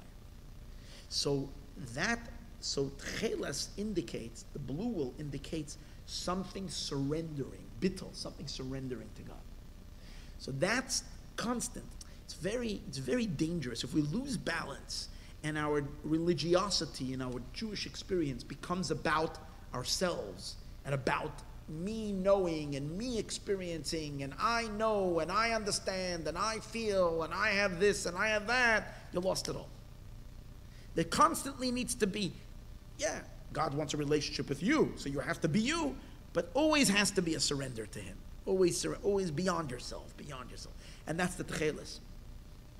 But where is it really coming from? It's coming from a drip, coming from Chachma. So you see from here that what is tcheles? The tcheles on the tzitzis is really a string, a flow of energy descending from Chachma. So now we can understand why it's coming from the Kinneret. Because what did we say about the Kinneret? The Kinneret is also a flow of energy coming from above that's instilling the love. Understand what I'm saying? The only difference is that in the Kinneret, the general waters of the Kinneret, that's the chesed element of the Chachma. That's why it's love. And in the tzitzis, the techeles that's coming is more the fear. But again, it's the same idea that it's not something created from us. It's something that we're receiving as a divine infusion from a much higher place. So that's the idea that the Zohar says, that the techeles comes from the Kinneret. Comes from Moich and the Abba, Hamshachas HaBittel, which is the Mashach of Bittel V'Ayin. Vayered by Ramaz Pash, Pirish Azari Pashas Truma. Kosov. Now here he brings a little something, which I was trying to figure out how this fits into the whole mimer, and I don't know. Maybe he throws it in just that Wolf shouldn't think that he knows the mimer, so that we should have a little bittel. Maybe that's why he wrote it. I don't know what this is. I don't understand why he's bringing this. He's saying Yam de Gnusar, the Yam of Gnusar. Who Yam Kinneret? That's the Yam Kinneret. Shesoida, what's its secret? Malchus de Bria. It's the Malchus of Malchus. Okay. Then I understand that the Kinneret is Malchus. But here he's saying it's not just Malchus, it's Malchus, the Malchus of Bria, of the world of Bria. Shanasis Atik li Yetzira, which becomes the Atik to Yetzira. Ayin Shel. U'epirish Sifra Detzniasama, Arizal, Beperekama, Kosev be'inyan zeh, v'yesh kinar v'kinneret, there is kinar and kinneret, them hoid didei, it's the hoid of his is called kinar, v'hoid dida, and the hoid of her, shebebriya, but in the world of bria. V'herechsha. I don't know why suddenly he's speaking about this is all taking place in the world of bria, when earlier he was talking in general that it's malchus, and he seemed to be speaking about Malchus of Atzilus. Why suddenly is he placing the Kinneret in world of Bria? Why does that have a connection to the mimer over here? I'm not exactly sure. So again, I don't know. These three lines, I don't know what it's saying, why it's saying it dafka over here. Now the question is, when it speaks about the Hagvul, which as we said before, is these supernal godly energies of the 6 attributes, there's air anpit, as they are rooted in Keter, in their very supernal high. As we said earlier, Mikedem la'ayin, they're prior to the level called ayin, which is Chachma. And they come down to form the experience in Malchus of the Kinneret, which is that love of bliss and ecstasy. Now, what does it mean? When it says it goes down to the Kinneret, it says it hits her on the shoulder. It hits her on the shoulder. So he explains it really geschmack based on what we just learned. He said like this. When a person is loving because they decided to love something, somebody or something, then it's coming from their intelligence. It's coming through their own decision making. I decided to familiarize. I decided to meet so-and-so, to get to know this person. I saw a profile about them. Let's say you're in the shidduch world. You read about the profile of someone online or something. Then you decide to meet them. Then you do your meeting with them and so on and so forth. And then so hopefully, whether you find a relationship with them or you don't find a relationship, or you say next, someone else. Okay, so, but this is a love and a relationship that you're instigating, you're developing, you're looking for, you're deciding, you're creating. But here we're talking about a different thing. We're talking about a love that hits you. It hits you from above. And the Rebbe says every time you're hit by love that's not processed through your intellect and through your understanding, you're gripped by a powerful magnetic pull that's pulling you and you don't even know where it's coming from. That's called hitting someone on the shoulder. Bang! It like hits you on the back and it pushes you in. And that's the idea of why it says it hits on the shoulder of the Kinneret. Since the whole idea of this love is not premeditated love, it's love that comes from above unexpectedly, it's considered a bang on the back. Love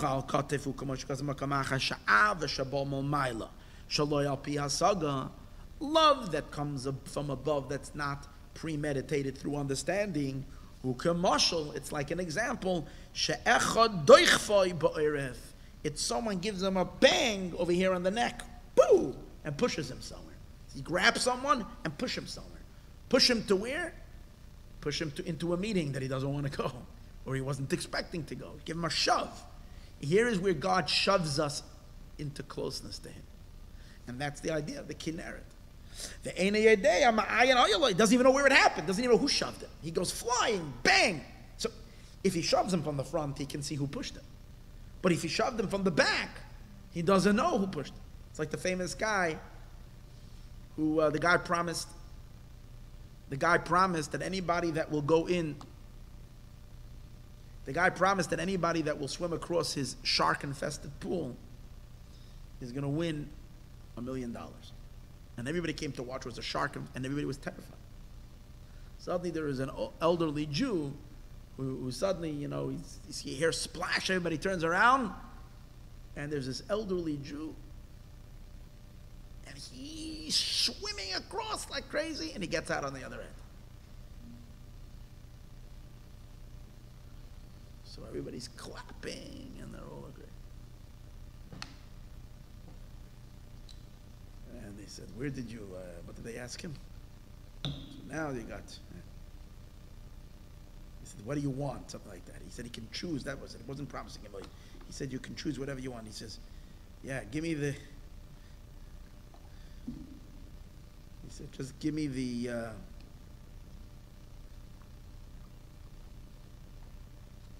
what would be the good word? Yeah, that was the word I'm looking for. What kind of word he would say? Give me that whatever that pushed me in, right? He was pushed in, right? Ugh, I ruined that so badly. Okay, fine.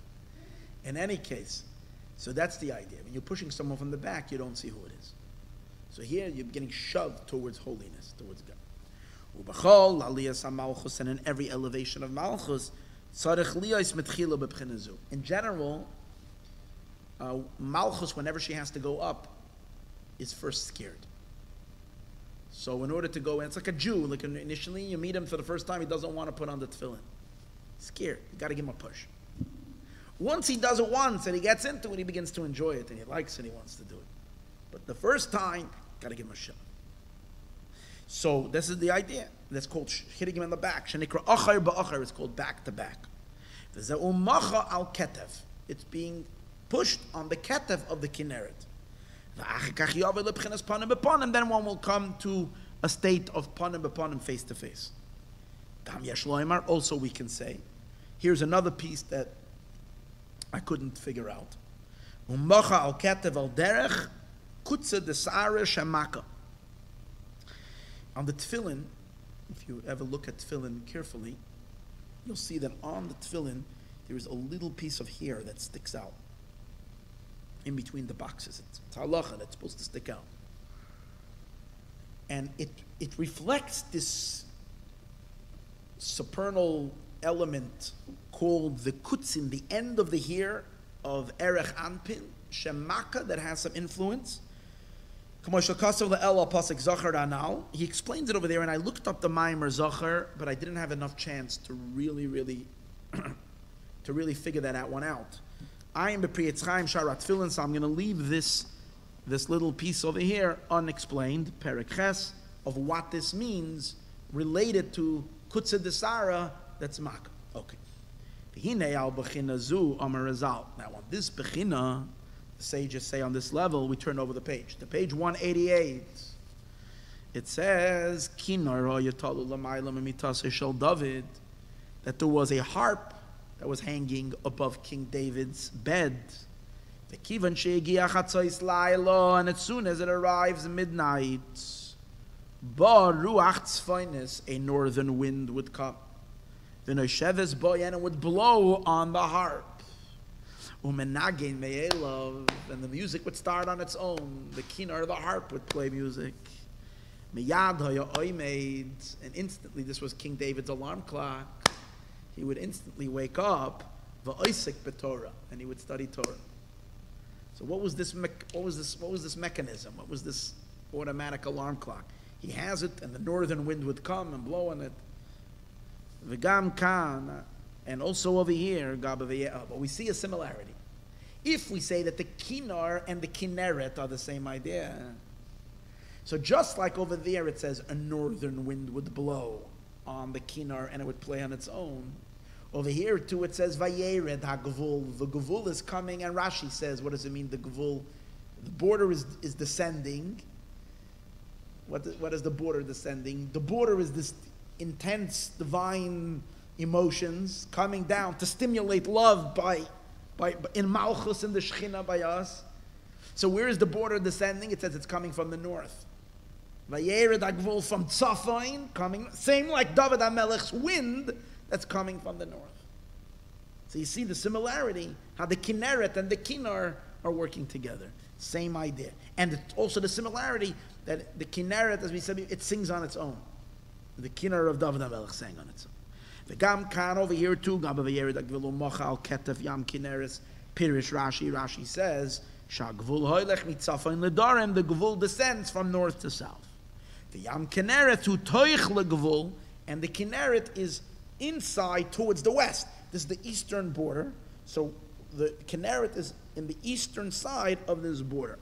This is mamish what we said earlier, the Ruach Tzfoinus of the northern wind, Shoyim and Hashevis, Bekinar de David, that was blowing on David HaMelech's Kinar, Lefia Pardes Sham.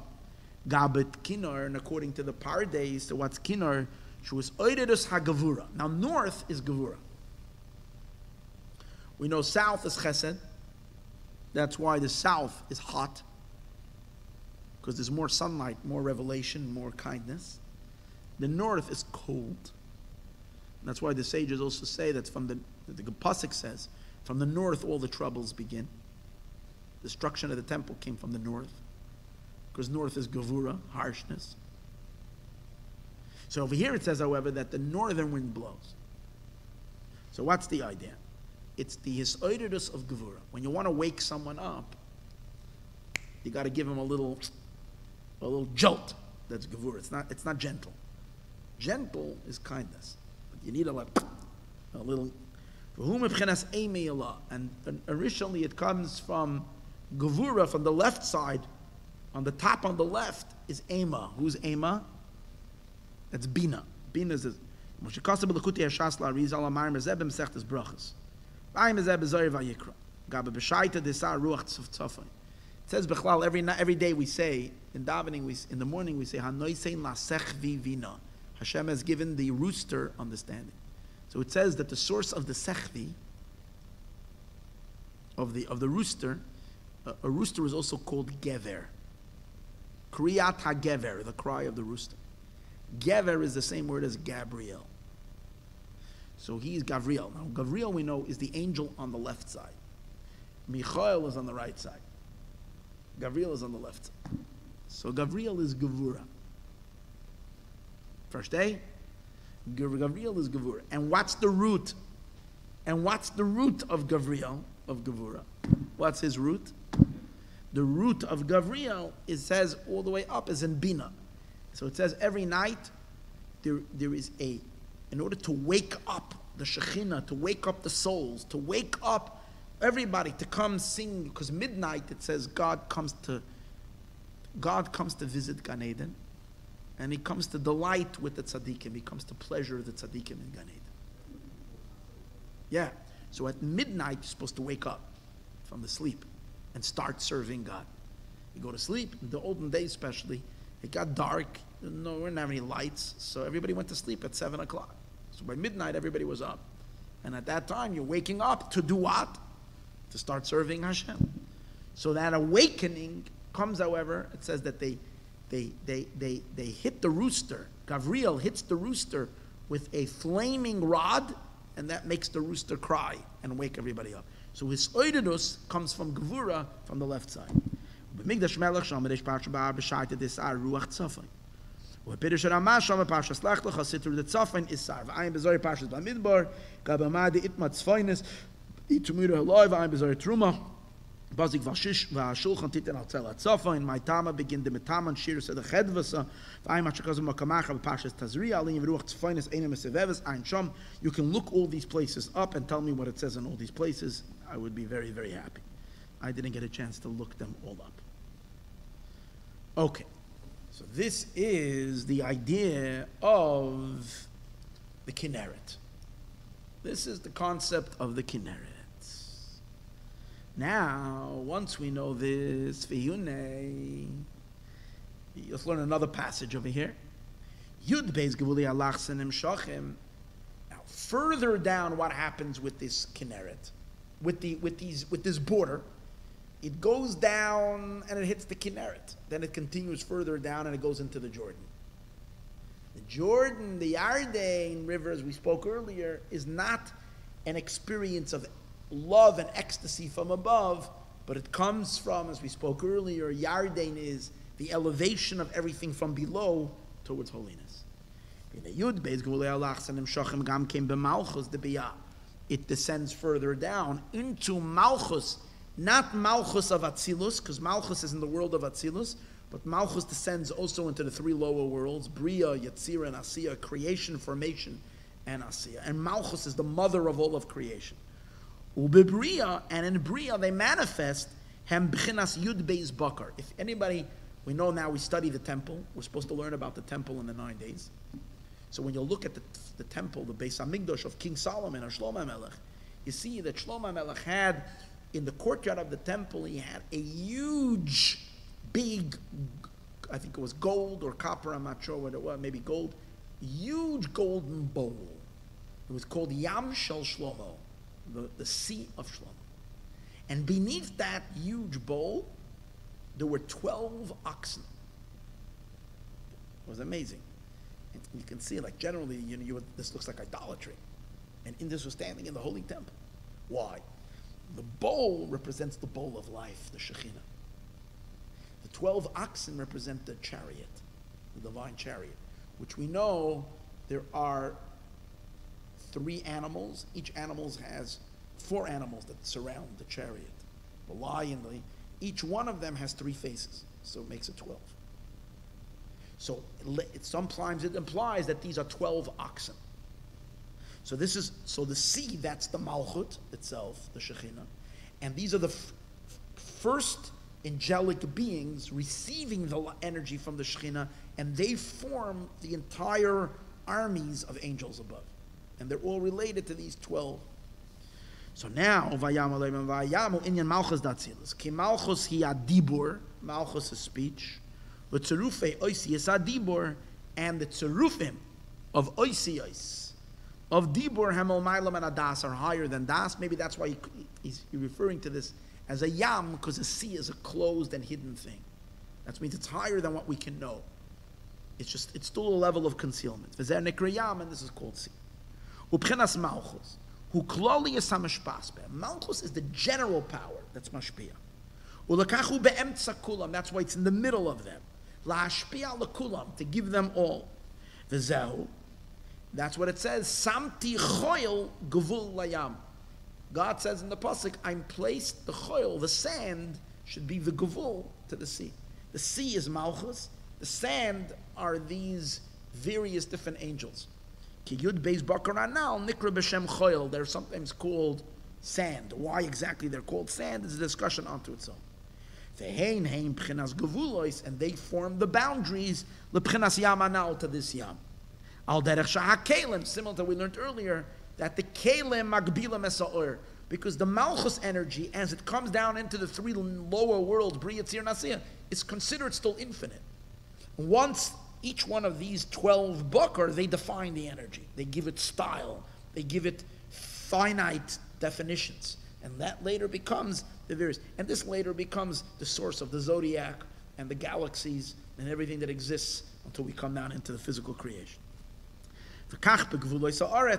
And the same is also in the gevulois, in the borders of the land. Shisha gevula mikan, 6 borders from one side, the shisha mikan, and 6 on the other side. Vahatruma be'emtsiusam, and the truma was in the middle of them.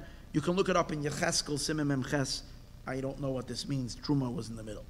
I have to check that up in Yecheskel. Now the 12 constellations that are in the sky, Nivru, they were created al yedei ayud beis gevulim anal. It's through these 12 borders, as we spoke earlier.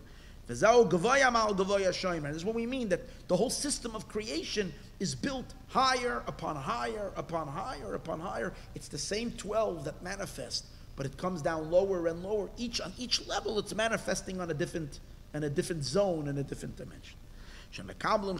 They're all receiving their energy. And they emerge one from the other. Until you get to the 12 cattle of the world of Bria, which is very, very high. That they receive from the sea, from the ocean, from Malchus. Your kingship is the kingship of all worlds. That is known. This is all an introduction to explain why the Gevulim are coming down also into the Jordan. That is known. The Gama Nefesh Bahamis, that also our animal soul, Shehi Meklipas Noiga. We have an animal soul. Our animal soul comes from the unholy, from the Klipa.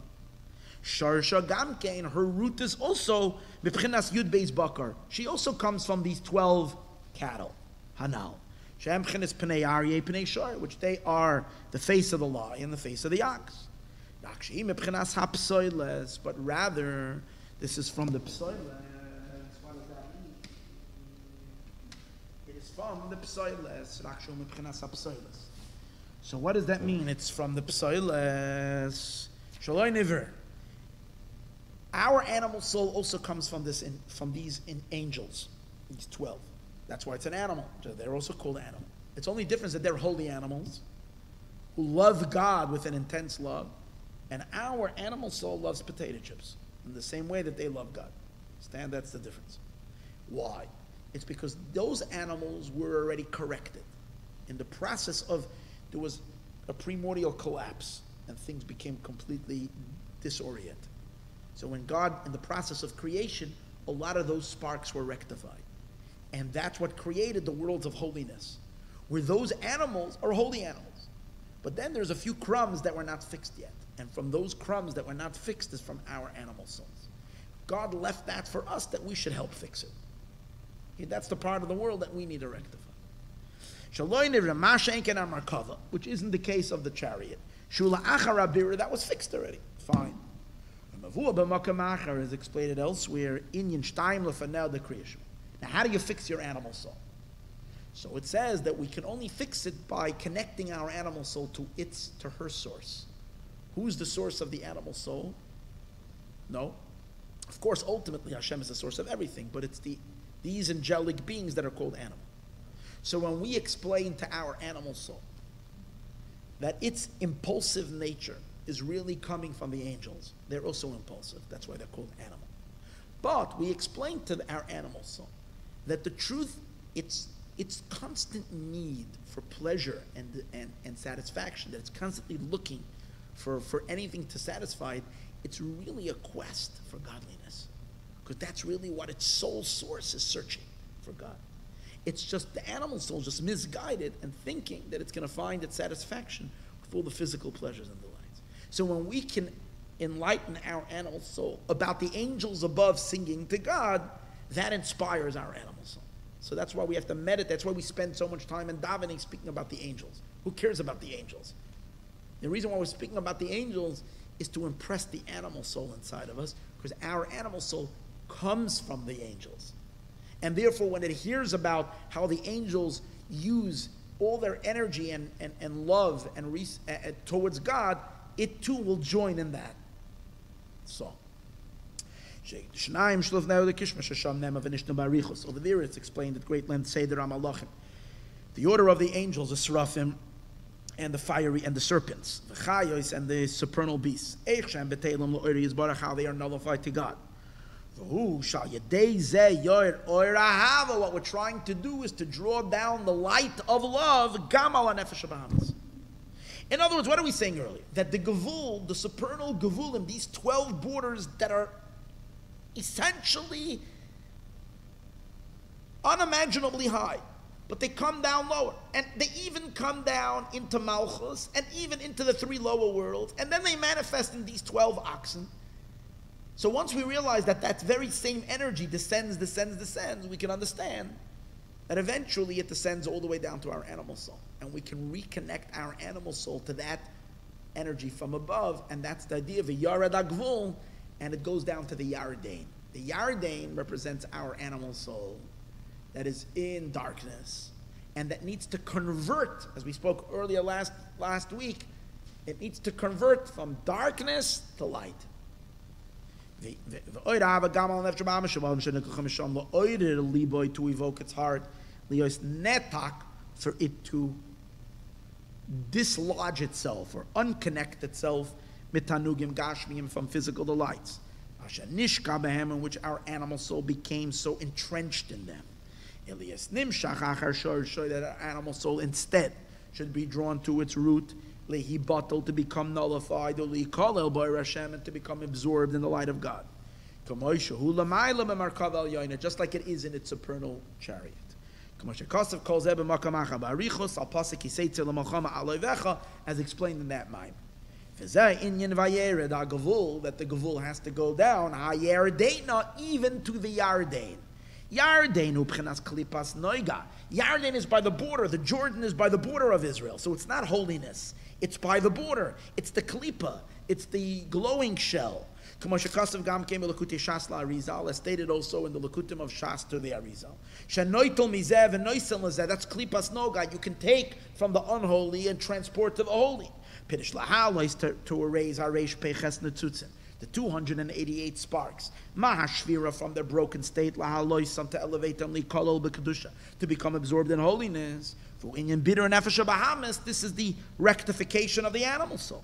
And the animal soul thrives on the food that it eats. So when we rectify the animal soul, we also rectify all the food that we eat, the peanut butter and cereal and everything else that we eat, and elevate that into holiness. That's why it's called love of the world, worldly love. It comes from the world. In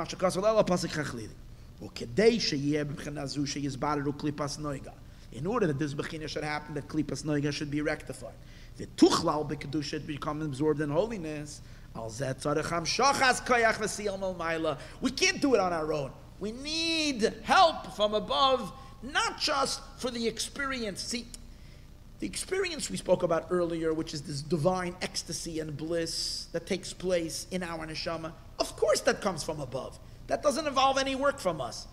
It involves preparatory work, but the actual love itself is completely coming from God. You're just a vessel that is being swept off its feet by the intensity of godly love. This Jordan experience, that's the Kinneret experience. The Jordan experience is very different. It's love that you have to work on, meditate and activate and work and try to pick yourself up and change the food and everything you've come into contact with from darkness to light. Everything needs to be worked, but remember one thing, you can't do it on your own. You need an infusion of godliness from above. And that's the idea that Vayered Hagvul, the border goes down, Hayardena, into the Yardain to allow the Jordan experience. If we don't have assistance from above, the opposite. How do we know that we will convert from the unholy to holy? Maybe we will convert the opposite. Sometimes it works the other way, God forbid. That our animal soul managed to grab energies from our godly soul and deliver it further into the klipa.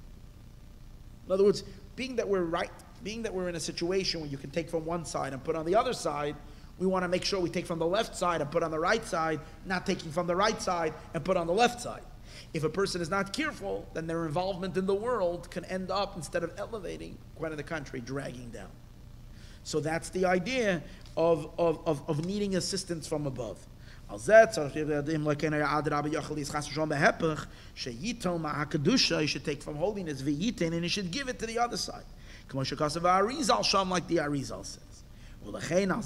That's why about this it says, Vayered that the Hagvul has to go down to the Yarden. It descends from the 12 borders, from the supernal midos, this power, that the 288 sparks should be refined, as it is known, and as we know, that the main power of birur, even though Malchus does the birur, but the main power of birur is done through the 6 emotions that are inside Malchus. We know that it's even Malchus is female, and it's her, and she's the one who's like the prowling lion who elevates the sparks, but she does it through the power that her husband gives her, not her own power. That's why we know that the main days of rectifying the world is not on Shabbos. Shabbos is Malchus, but we don't elevate the world on Shabbos. Shabbos, the world is elevated already. When do we elevate? The 6 days of the week. The 6 days are correspondent to the 6 emotions, the 6 masculine emotions. So you see from here that the main power of birur, of rectification, comes from the 6 emotions, as it's also hinted to in what the sages say. It is the man's style to be a conqueror, not a woman. So even though the woman, the Malchus is the one who actually does it, but it's not her power, it's the power of her husband that empowers this. That's why these are the 6 days of action. But even our 6 days, but interesting thing, in each of the 6 days, all the midot are included. That's why you have 12 hours of day. In Sunday, 12 hours of day on Monday. That means even though Sunday is chesed and Monday is gevura, you have the integration of all of them. Because as we said before, that's the idea of these 12 lines that connect the different sides. It's these powers. Elachein b'chol yom yesh yud beis shah is 12 hours every day. V'chein b'laylam by night too. In yeridas hagvul ayardena. This is the idea that the Hagvul descends all the way down to the Jordan. So let's learn just another few minutes. We'll take a break after that, and we'll understand. When the Jewish people went out of Egypt, 2 things the Jewish people happened when they came out of Egypt. The first thing happened when the Jewish people went out of Egypt was they had the splitting of the sea. Number 1. Second thing the Jewish people had, they went through 2 bodies of water. One was the splitting of the sea, and the other one was the splitting of the Jordan. They stopped the Jordan, the Yarden, when they came to Israel. Yeshua stopped the Yarden and it piled up and they crossed. So spiritually we have to understand what are these 2 bodies of water that we have to go through. So he's explaining it means as follows. The whole idea after the giving of the Torah, before the giving of the Torah, God was blocked from the world. Godliness was up there. The spirit, Hashemayim, Shemayim, Lashem, heaven was to God. Earth was disconnected from God. The point of Yetzias Mitzrayim was, we go out. Mitzrayim was considered like a closed. Mitzrayim is you break open Egypt, and you allow, for what? That all the hidden godly potential that was hidden above can start pouring down into the world. In order for that to happen, that means that the highest spiritual truths should manifest in the lower realms. That's the whole idea of a mitzvah. What does it do, a mitzvah? You're doing something awesomely godly, and how are you doing it? With your physical body in a physical act. It's ridiculous. It's ridiculous that we can put on tefillin, that we can wear tzitzis. These are insane. It's crazy. These are such awesomely godly things. How in the world are you physically doing it? What are you doing? And the answer is, that's the power of the giving of the Torah. We're able to connect the loftiest of the lofty to the bottom. In order for this to happen, we have to break 2 barriers. What were the two barriers? First the Yam Suf and then the Jordan. The Yam Suf, what's that? Is splitting open the Yam Suf means splitting open deep spiritual powers in the very, very, very, very highest, deepest cavities of the soul, canyons of the soul, hidden things that are, we might say, the superconscious of the godly soul, and allowing them to be felt in the conscious realm of the neshama, but only in the neshama, only in the godly soul. It's allowing your outer conscious godly soul to experience the deeper mysteries of your godly soul. But that's not enough. The next point is to cross the Jordan. Cross the Jordan means is to tear open the klipa and allow the godliness of your soul to enter into your regular human animal side. That's already the next stage of descending godliness. That's why we went from stage to stage. First we break open. One is in order for you to have a kinneret experience. It means that you're consciously experiencing a love of ecstasy and delight, which is something that every Jew really has, but it's all hidden in a super hidden state that you're not in touch with it. And it needs to be brought out into the open. That's the kinneret experience. But it's still only within your neshama, within your soul. And then the next stage is for it to come down into your animal, regular human consciousness, the next stage. It is known, as he explains over here. So that's why we had these two things, Kriyas Yamsov and Vayered. We explained earlier, in the idea that the sea stood upon them, which is Malchus, Yam Suf. It's called the Yam Suf Seifa, the Kol Dargan. It's the end of all levels. But Yarden is already the Klipa. The Kriyas Yamsov and the idea of Kriyas Yamsov, Shu Hafach Yam Liyabasha, it's taking the hidden mysteries of the sea and making it dry land. Sheba Alma Deskasya. That the hidden world, which is the hidden reality of the soul, Nasa B'Pchinas Gilui, becomes revealed. Zau Gilui Benefesh Alekis. This is a revelation taking place within the godly soul. Atzmoi, within it. Sheb'Pchinas Madregas Al Yoinoi Sheb'Pchinas Helim. That which is the very high levels that are concealed within the godly soul. Yom Shechu B'Pchinas Gilui. They should be drawn down to a revealed manifest state. It's the inyanim, it's the elements that are beyond reason, beyond understanding, within your neshama. These godly potential should be revealed. As it is also known, Kriyas Yamsov Nikra Leidas HaNeshamis. Kriyas Yamsov is called the birth of the souls. Shu is Gabrus Vigiloi Oira Atzilus Bebria. The lights of Atzilus are now intensifying and revealing themselves in the world of Bria, in creation. This is similar to the idea that the Hagvul goes down, Kinneret. It's coming down to the Kinneret experience. That's why it's also dividing into 12 passageways. You want that the 12 pathways, or the 12 gevulim of Alachzain, Shabbat Atzilus, that's in Atzilus, but Yud Beis Shvatim should connect to the 12 tribes who are in Yud Beis Gevulei Alachzain, Shabbat Bria, that are in the world of Bria. V'zeu Sheshama Lu Shvatim is the idea of connecting the Shvatim in Bria to the Shvatim higher, which we discussed once in a Maimer. Pashas Pekudei, he talks about it a lot. Shiftei Ka, whatever, I'm not going to get into that right now. V'sheyeh Chaber Zu, in order to have this attachment, Ubatika Talia. It's dependent on Keter, on Keser, on the level called Atik Yoimin. It has to come from a very high place. Because only that can connect these two dimensions. And that's why you find also by Kriyas Yamsov, which is the same idea, that over there as well it says it was a powerful eastern wind that was blowing all night long, which the sages say is related to Atik Yoimin. But once the revelation is drawn down into the souls, through Kriyas Yamsov. In order the power should be drawn down to fix and rectify also Klipa Noiga, they should be able to convert also the animal soul. For that you have to go into already a darker place, that's the Jordan, and tear that open. The Jordan River. Yisroel of Rubetoichai Bayabasha, and the Jewish people crossed through it in dry land. Now we're going to break. The rest of the mimer is only going to take us about half an hour, 40 minutes. We'll take a break so you can grab something to eat. There's a little cholent there in the room. There's a little cake over here and all kinds of other good stuff. We don't want to advertise this because people are listening. The people that come that don't show up physically, they only want to lay on their couches and listen to it from the phone, they don't get the cake. Understand? That's they can't do online. How are you? I hadn't seen you in ages. Well, I've been working, RCC. Yeah. Ah. How you doing? Look, and then you brought your friend. What's his name? Mordechai. Mordechai. It's a pleasure having you.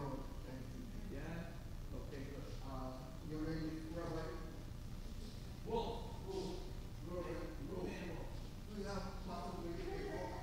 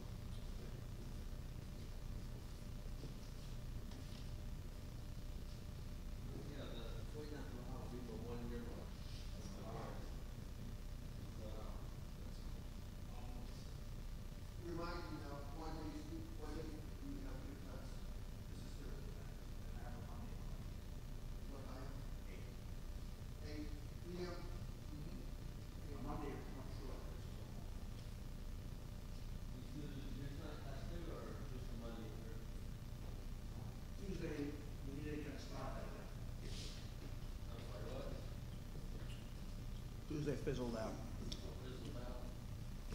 Yaakov remember Yaakov used to set up Mark?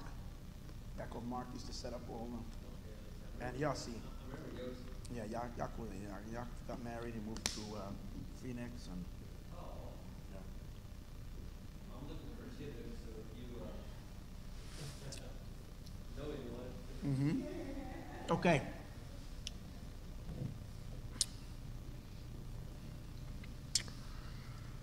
Okay, so let's just continue because I want to finish this up. Another way we can explain. Vayered in the explanation of Vayered Hagvul.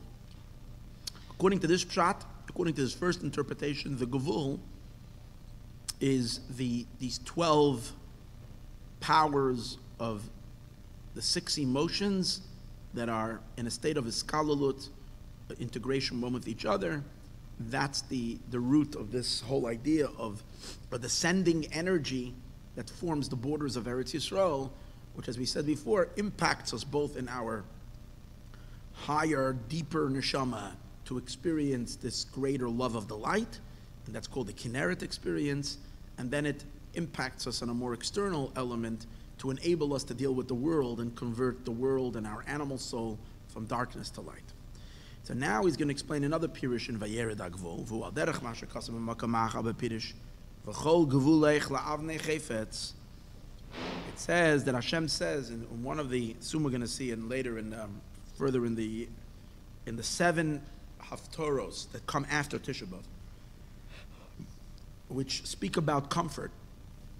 So it says that Hashem says, I'm going to laden your land with the ground, the floor in Eretz Yisrael is going to be filled with diamonds and v'chol gevulech, and all your boundaries are going to be precious gems. That's what it says. V'chol gevulech la'avnei chayfetz. So, by the way, you should know that right now, this week, we're living in Messianic times. They just discovered, scientists, that there is quadrillion diamonds beneath the ground, deep. In Israel, they're also finding. But in addition to that, in the world in general, they found out now, discovery, that how many diamonds is there now?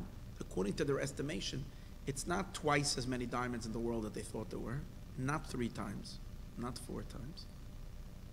It's 1,000 times more diamonds in the world than what they thought. They knew there's a lot of diamonds deep beneath the ground, but now it's 1,000 times more. So much so that if they would be able to extract all these diamonds would be worthless. Literally. It'd be so much of it, it's going to be literally like dust. What does it say when Mashiach will come? It says that all the delicacies and all is going to be like dust. I just found it. Only problem is it's 200 miles deep in the ground. 200 miles down the ground to get the diamonds. And they don't have a drill that can go 200 miles. I guess that they need Mashiach to tell them how to get down there and extract them. But they made the discovery now. It's an amazing discovery. And this is what it says, Mashiach's times. This is going to be in other words, what's going to happen? The diamonds are going to lose its value. But what's going to be the value? Ultimately, everybody's going to recognize that the only value that there is knowledge. Because everything physical, all material things are going to become valueless. The only thing that's going to have value is knowledge. Interesting. So now, but anyways, it says in that pasuk that your boundaries I'm going to make avnei chayfetz. The gevulech, so there he explains, I'm lamed beis nesivos chachma, the 32 pathways of wisdom. For what Torah, which is the Torah. The Torah is the 32 pathways of wisdom. Shehu gevulos chachmasa yizbarach. It's the boundaries of God's wisdom. V'yardu v'neslabshu b'dvarim gashmiyim. And that's why they're called boundaries, because they came down and enclosed themselves in a physical Torah. When we study the Torah, we're studying it in a very physical format. Kikala Torah. Now, when the Torah comes down, all of the Torah is b'shiurim. If you think about it, all the Torah has measurements. It's always giving you measurements. This is the size you need to have for an Eruv. If you make an Eruv on Shabbos, this is how tall, this is how this is how long, this is how this.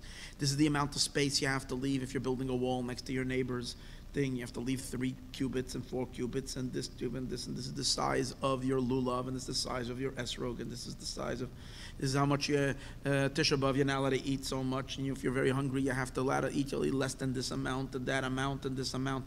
Everything is always full of amounts, sizes, and so on and so forth. Why? So that's the idea that the Torah comes down into gevulim, into borders. Now, when we draw down these, and what does it mean? Hashem says, I will make your boundaries desirable stones. Avnei chayfetz means precious gems, but the literal translation is stones of desire. It simply means desirable stones. What does that mean? That when after Mashiach comes, when we study Torah, today's days, it doesn't necessarily happen all the time. But after Mashiach comes when we study Torah, which the Torah are the gevulech, these are the boundaries, which is self-imposed boundaries that God puts. What does it do? When your person studies them, they enter into our soul. These incredible divine ideas enter into our soul. And even if a person has a heart of stone, it melts the stone and it turns it into avnei chayfet, stones of desire. That means even a stone heart will suddenly become full of desire for God. And that's really the way it's supposed to be every time we study Torah. When you learn Torah, Torah is supposed to have such a deep impact on the person. The Torah creates within the Jew a powerful spiritual energy. Sadly, a lot of people stuff themselves with a lot of Torah and they don't have any spiritual energy. Because we're in Galus, so the Torah is also in exile. So we can learn Torah, but it doesn't necessarily release its spiritual power into the soul. But this is the way it's supposed to be. Stones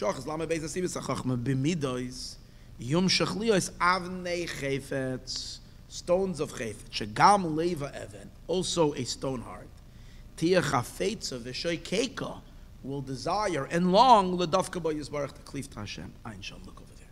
That's how he explains this idea of gevulech la'avnei chayfetz. V'atam shenikro lamed beis nesivos hachachma gam kein b'shem gevulech. Now the reason why these 32 pathways of wisdom are called gevulech, who is as follows. Ki lamed beis nesivos, why are they called boundaries? Because we know the 32 pathways hem lamed beis elokim.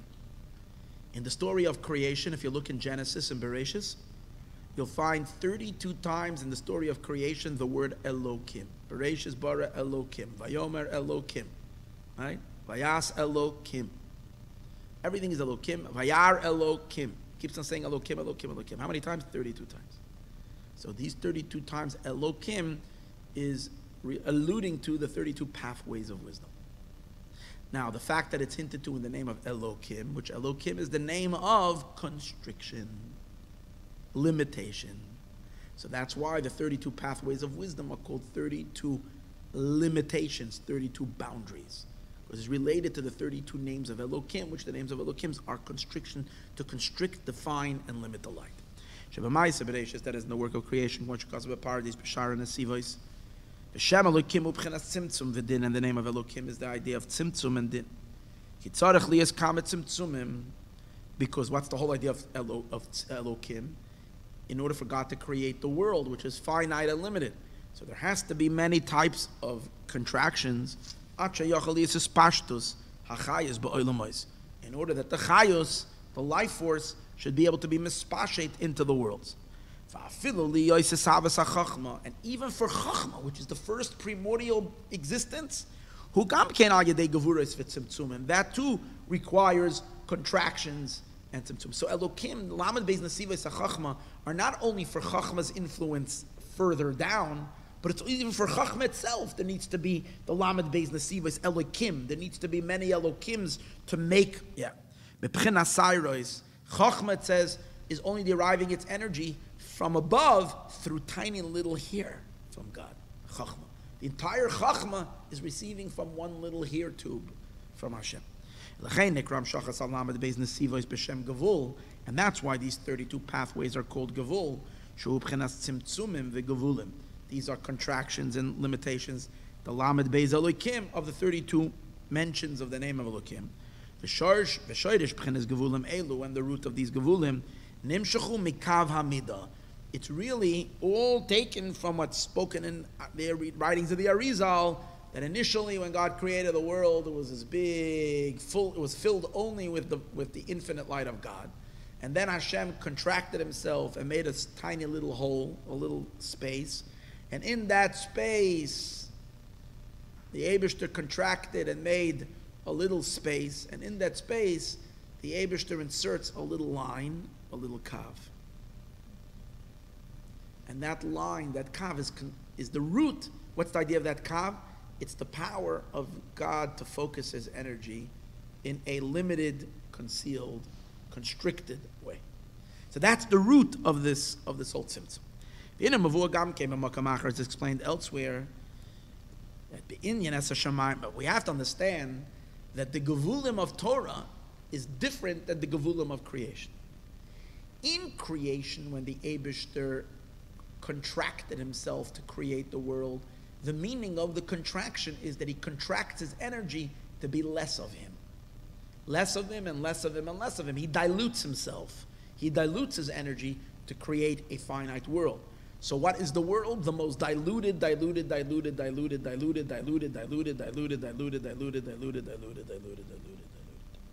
energy of the divine. However, in the Torah, there too there is contraction. But the contraction of Torah is not a contraction. The contraction of Torah is a compression. A compression is very different than a dilution. Diluting means you're diluting it and making it less. Compression means you're keeping the entire thing, but you're just compressing it into a zip file, into something small. But it's the entire thing. So that's the idea of the 32 pathways of wisdom. It's gevulim, it's boundaries, but these are very, very potent boundaries, because in these boundaries lie the entire Ein Sof. The Ein Sof compresses itself into the boundaries. The ani mole I fill. The very substance of the Eibishter himself. It says the Shemaim, God fills them. Shehu pirish ani I.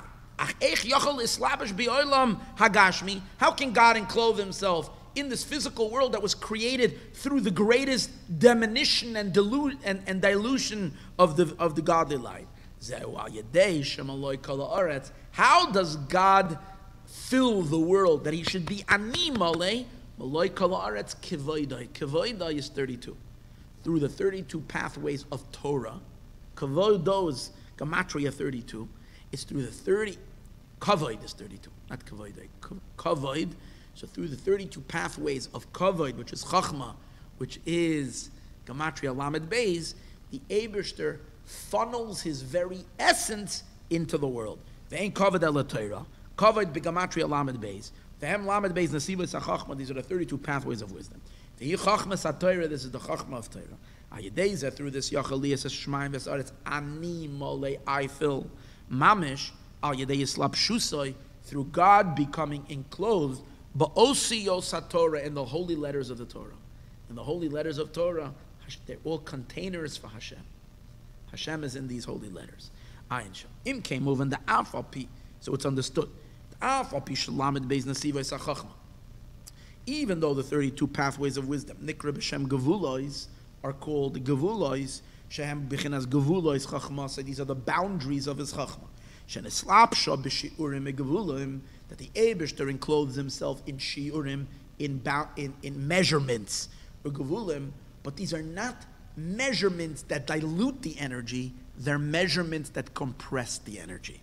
Is enclosed in them, the Eibishter himself, the substance of God himself. It's the Eibishter himself.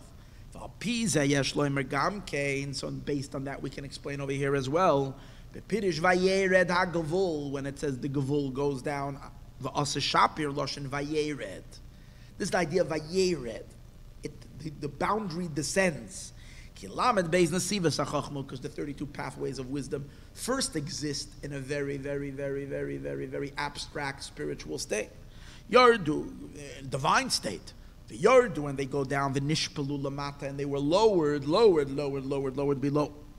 Bidvarim Gashmiim, into physical matters, Peah, for instance, the laws of Peah, that you have to leave the corner of a field unharvested and uncut, so that the poor people can take it. Ubikurim, which is the first fruits that you bring to the holy temple. Trumos, and what you give, the portion you give to the Kohen. Maisrois, and the tithing, which you give the Shayach Gamkein, and that is the that's the idea of Vayered Hagvul. The 32 pathways of wisdom that are called Gavul descend lower and lower until it takes form in physical halachas.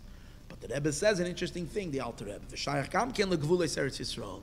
But this is not just shayach to the Torah, it also applies to the boundaries of the land of Israel. Why does it apply to land? Because the laws of the Torah are primarily applicable in the land of Israel. Because most of the laws of the Torah are not applicable outside of Eretz Yisrael. Because so Eretz Yisrael is also a Torah land.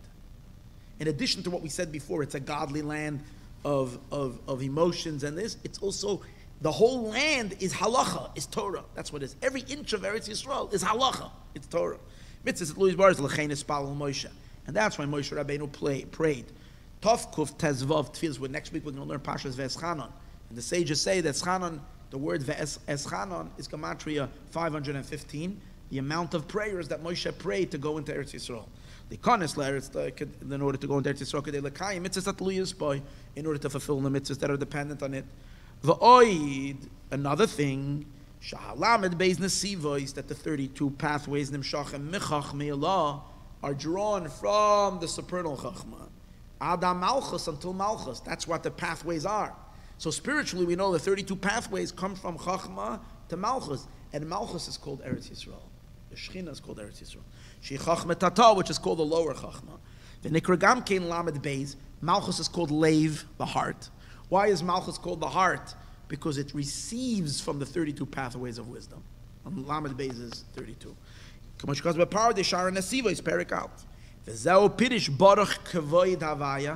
Blessed is the glory of Havaya. Havaya is the Ze'er Anpin, the 6 emotions. The sphere is the Zah. Kvoid Havaya. Kvoid is Malchus. Malchus is kavod. Think about a king. He gives kavod. So Malchus is kavod. Kvoid Havaya is the kavod Malchus of the Ze'er Anpin. Baruch, where is it receiving its energy? Mimakoimai, from its place. What's its place? Chachma. Chachma delivers the 32 pathways. Where to? Kavoid Avaya, into the kavoid, into Malchus. Shia Malchus and Ikragam King kavoid, which is kavoid. Mimakoimai upchenes Chachmi Allah, which is the supernal Chachma. Va Malchus u anikra Eretz Yisrael. Malchus is called Eretz Yisrael. L'chein Shapir Shayach, it makes sense to say Vayered Hagvul, that the Gvul is going down from Chachma through all the 10 spherois, and where is its final destination? In Malchus. Gabe Gevulos Eretz Yisrael, and that's why it's manifesting in the Gevulos of Eretz Yisrael. V'zeu Vayered Hagvul, the Gvul will go down. Mikedem la'ayin, and it says, where is the Gvul coming from? From the eastern side, or of the place called Ayin. As we explaining earlier, it means higher than Chachma, which is called Ayin, because the Chachamim are called Einei Ha'eda. So Chachma is associated with Riyah. This is Mikedem La'ayin. Shulamaylam Abchenas Ayin. Hold it. Didn't we say these are the 32 pathways of wisdom? So it's coming from Ayin. It's coming from Chachma. What do we mean? It's Lamayla Kedem La'ayin. See, earlier we learned the Pirush that we're talking about the Midos. Midos, we said, they're Ze'er Anpin, but really they're rooted in Keser. But now that we're learning that it's referring to the 32 pathways of wisdom, 32 pathways of wisdom is ayin. That's the level of the eye. If it's the level of the eye, why is it saying it's mikedem la'ayin? And the answer is, because even though Torah comes from Chachma, it's only emerging from Chachma, but the root of the Torah is really much higher than Chachma. Ki ayin hu shorish olam hanekudim, because the level called ayin is the root of the world of nekudim. V'hu b'chenas chachma, and that's where chachma is called olam nekudim. Aval ha'gavulim, nekudim means dots. Aval ha'gavulim, v'lamed beis nesiva shebetayra. But the gavulim and the 32 pathways of Torah, afal pidaraisa mechachma nafkis, even though it initially stems, even though it emerges from chachma, I know nafkis dafka, it emerges from chachma. Shes galusa, its revelation, b'pchenas gavulim v'shiyurim. Once it comes through chachma, that's where it picks up all these self-imposed contractions, boundaries, amounts, set amounts, chachma. That comes from chachma. It's really rooted much higher than chachma, but higher than chachma, it's purely infinite and boundless.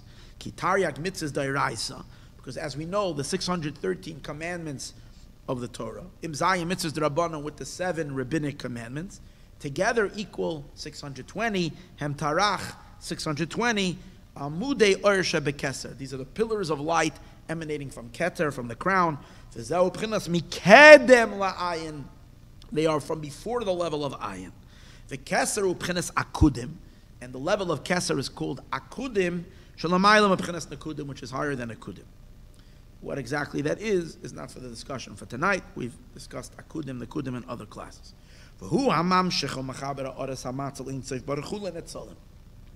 And keser is what serves, what draws the light of the matzel of the emanator, which is Hashem Himself, to the netzalim, to the sphirot, to the attributes. So keser. L'chein al yedei moloichal aretz kevoidoi. Through the Eibishter's glory, the ein kavod el Torah, through Torah study, which is nimshach from keser. So, which keser facilitates the Eibishter himself and draws him down into the spheros. Nimshach bechinas ani mole. This draws down the idea of ani mole. I am fully. Ani mamish. I, the Eibishter himself. Now, as we said, this is the whole idea, because since it's coming from keser, and keser is mamshech from the Eibishter himself into the spheros, so even though it's spheros and limitations and definitions, but it's really bringing ani mamish. See, if it would be coming only from chachma, then it wouldn't have that impact. But since it's coming really from keser, vayered Hagvul. So this is mamish the idea of vayered Hagvul. Mikedem la'ayin, from before ayin, shu b'chinas kadmoin l'chol akdumin. It's coming from the keser, which is called kadmoin l'chol akdumim, what is prefacing or comes before even that which is first and ancient. For oid yesh loymar, the last piece over here, pirish mikedem la'ayin. Or we can explain this idea of the word kedem la'ayin. Ki ayin uchitzayin, that kedem la'ayin is not referring to keser, it's referring to chachma. But in chachma itself, there's the external part of chachma, the chitzaynius of chachma, and then there is the pnimius of chachma.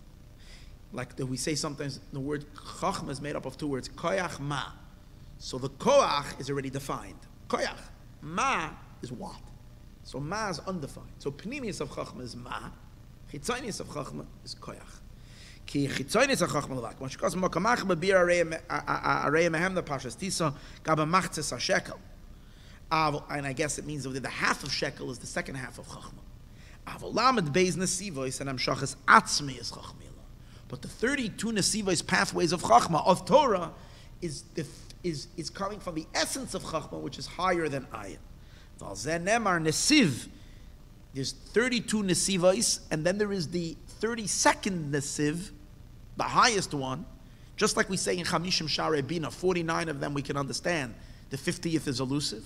The same is also on the 32 pathways of wisdom. The 32nd one, or the first one, is completely elusive. On that one we say nesiv, it's the path, lo yodai ayit, that is utterly not known. V'lo shazaf say ayit, no eye has seen it. Aye, where is it? Aye is Aleph Yud Kei is Chachma Bina, Aleph is Pele, Keser, I am a power of Shara Nesiva is Rish Perigim. Upirish Vayered Hagvul. And now, okay, so this is just another pirush in the idea of Mikedem La'ayin. Now he's going back based on what we said before, Vayered Hagvul, that the Gvul comes down. But now we're learning that it means the Gvulois of Torah. Umachal Ketef Yam Kineres. What does it mean? It comes down on the shoulder of the Kinneret Sea. As we spoke earlier, the Kinneret experience is love of the light. Shu b'chinas ave b'tanugim. This is the love of the light. Hainu shegiloi avera bezuhu ayadei esek HaTorah. Earlier we learned that this great love comes to you spontaneously, through some kind of a spiritual infusion of divine love coming through Are. Now he's learning, if we're learning that the Yarad Hagvul is referring to Torah, as a person can reach this type of love through Torah study. Like we said earlier, Avnei Chefetz, it will take even a stone heart and it will turn it into Chefetz, into a desire. So the Esek HaTorah Yid can draw down this love. And this is what it says, Poiseach es yodecha, you open your hand. That's a simple meaning. But in deeper meaning, it means Poiseach, you open up es yudecha, you open up the yud. The yud is chachma. The Eibishter opens up the yud. When we learn Torah, we're eating the yud. We're consuming the yud. Then God releases this yud. Umazbiya, and it satiates l'chol chai, every living being, ratzon, with a powerful desire to merge with God. It releases, it's like taking a pill, and then once you swallow it, the pill releases its power inside of you.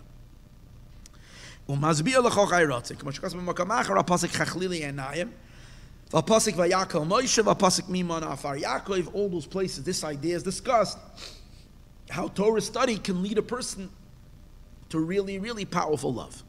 And therefore, through drawing down the 32 pathways of wisdom of Torah, which on this it says the Hagvul descends, canal, it draws it down on the Yam Kinneret. When we'll come to the Kinneret experience, we spoke earlier, this type of song of the Kinnor and of this, and the one that's Masei Kinnor, sweet, which is the love of the light. This is the idea that God is my light. Remember we said that Kinnor is from two words, Chavav, Ner. Ner is the neshama. Chavav is that God is shining in the neshama. Chavav is 26. So the Zohar says that the Eibishter, the Chavav, is referring to Hashem Oiri. Hashem is my light. He shines into me. How does Hashem shine into you? Through the Torah. Because by Torah it says, V'Torah Oir. Torah is light. So that's the light of God that shines in the neshama. Nor bener, shan neshama nikra gam ke ner. Kamo shekasav ner Hashem nishmas adam. The ner Hashem. V'havaya oiri, who are the esek HaTorah shenem of Torah oir, which is Torah oir. Shayidei zen nor bener. That's how the Eibishter shines in your ner of the neshama. V'nimshach b'chinas ava rabba, and a person can then experience this great, spectacular love. Masei kekinor, sweet like a kinnor, keniskalel, as we spoke earlier, like a harp. But afterwards, Vayered Hagvul, the Hagvul descends, continues to go down, which means, according to this pirush that we're learning, that it's the Torah. God goes down to the Yarden, which we spoke earlier. The Yarden already is referring to the Nefesh Bahamis, the Klippa, which serves as a noitel mizeh, a noisen bizeh. It takes from one, it puts to the other. That means that Torah study also empowers us to be able to rectify and fix our physical environment as well. Torah study, number one, can create deep and powerful spiritual experiences inside the soul. And Torah study can also empower us to be able to rectify our unrectified selves, which is our animal soul.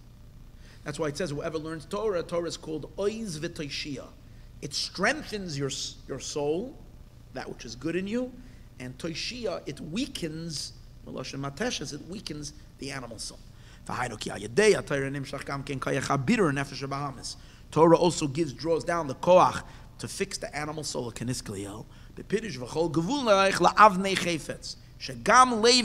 Even a stone heart, which is the animal soul, should desire and long to cleave to God.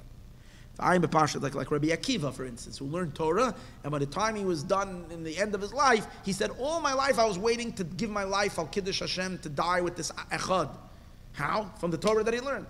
And by him also you saw that a stone heart, like the water going on the stone, and it blasted through. It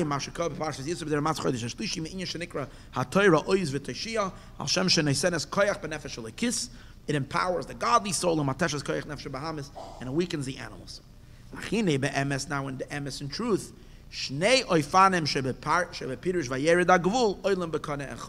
really these two pirushim in Vayered Hagvul are can connect one with each other. Through the learning of Torah, which are the 32 pathways of wisdom, so two things happen. The Hagvul is referring to the 32 pathways of wisdom. It's also referring to the 12 borders of we spoke before, Yud Beis Gulei Alachsin, which are rooted in the midos that are higher than intellect, because as you draw down the Torah, you're also opening yourself up to these Hisgalos of Keter energy, which is the Yud Beis Gulei Alachsin. So these two go hand in hand. Shem Shoirish Yud Beis Gulei Alachsin Chulu. V'ayin oid me'inyan Yarden bezoyer shalach taf kuf samach vav amad aleph. V'sham pirush Yarden ba'oifen achar. Over there he explains the Yarden differently. Yekamosh shekasam zeh bebir apasik eila Masei. Bepirush Yarden yireichai. When das is das. I saw this mimer years and years and years. I was intimidated by it. I always looked at it and I said, this is going to be so much Kabbalah, probably so hard to learn. And last week I started it and we came to a complete roadblock. We couldn't go through it. We just got stuck. And Baruch Hashem, this week we were able to go through it and learn it. And one of the mysteries of Lakutei Torah is now available for people to listen online. And Yafutzu Menesecha Chutza, from one end of the world to the other end of the world, people can listen to it. Isn't this amazing? Ufaratzta Chazak Ubaruch. Thank you. Good. Thank you.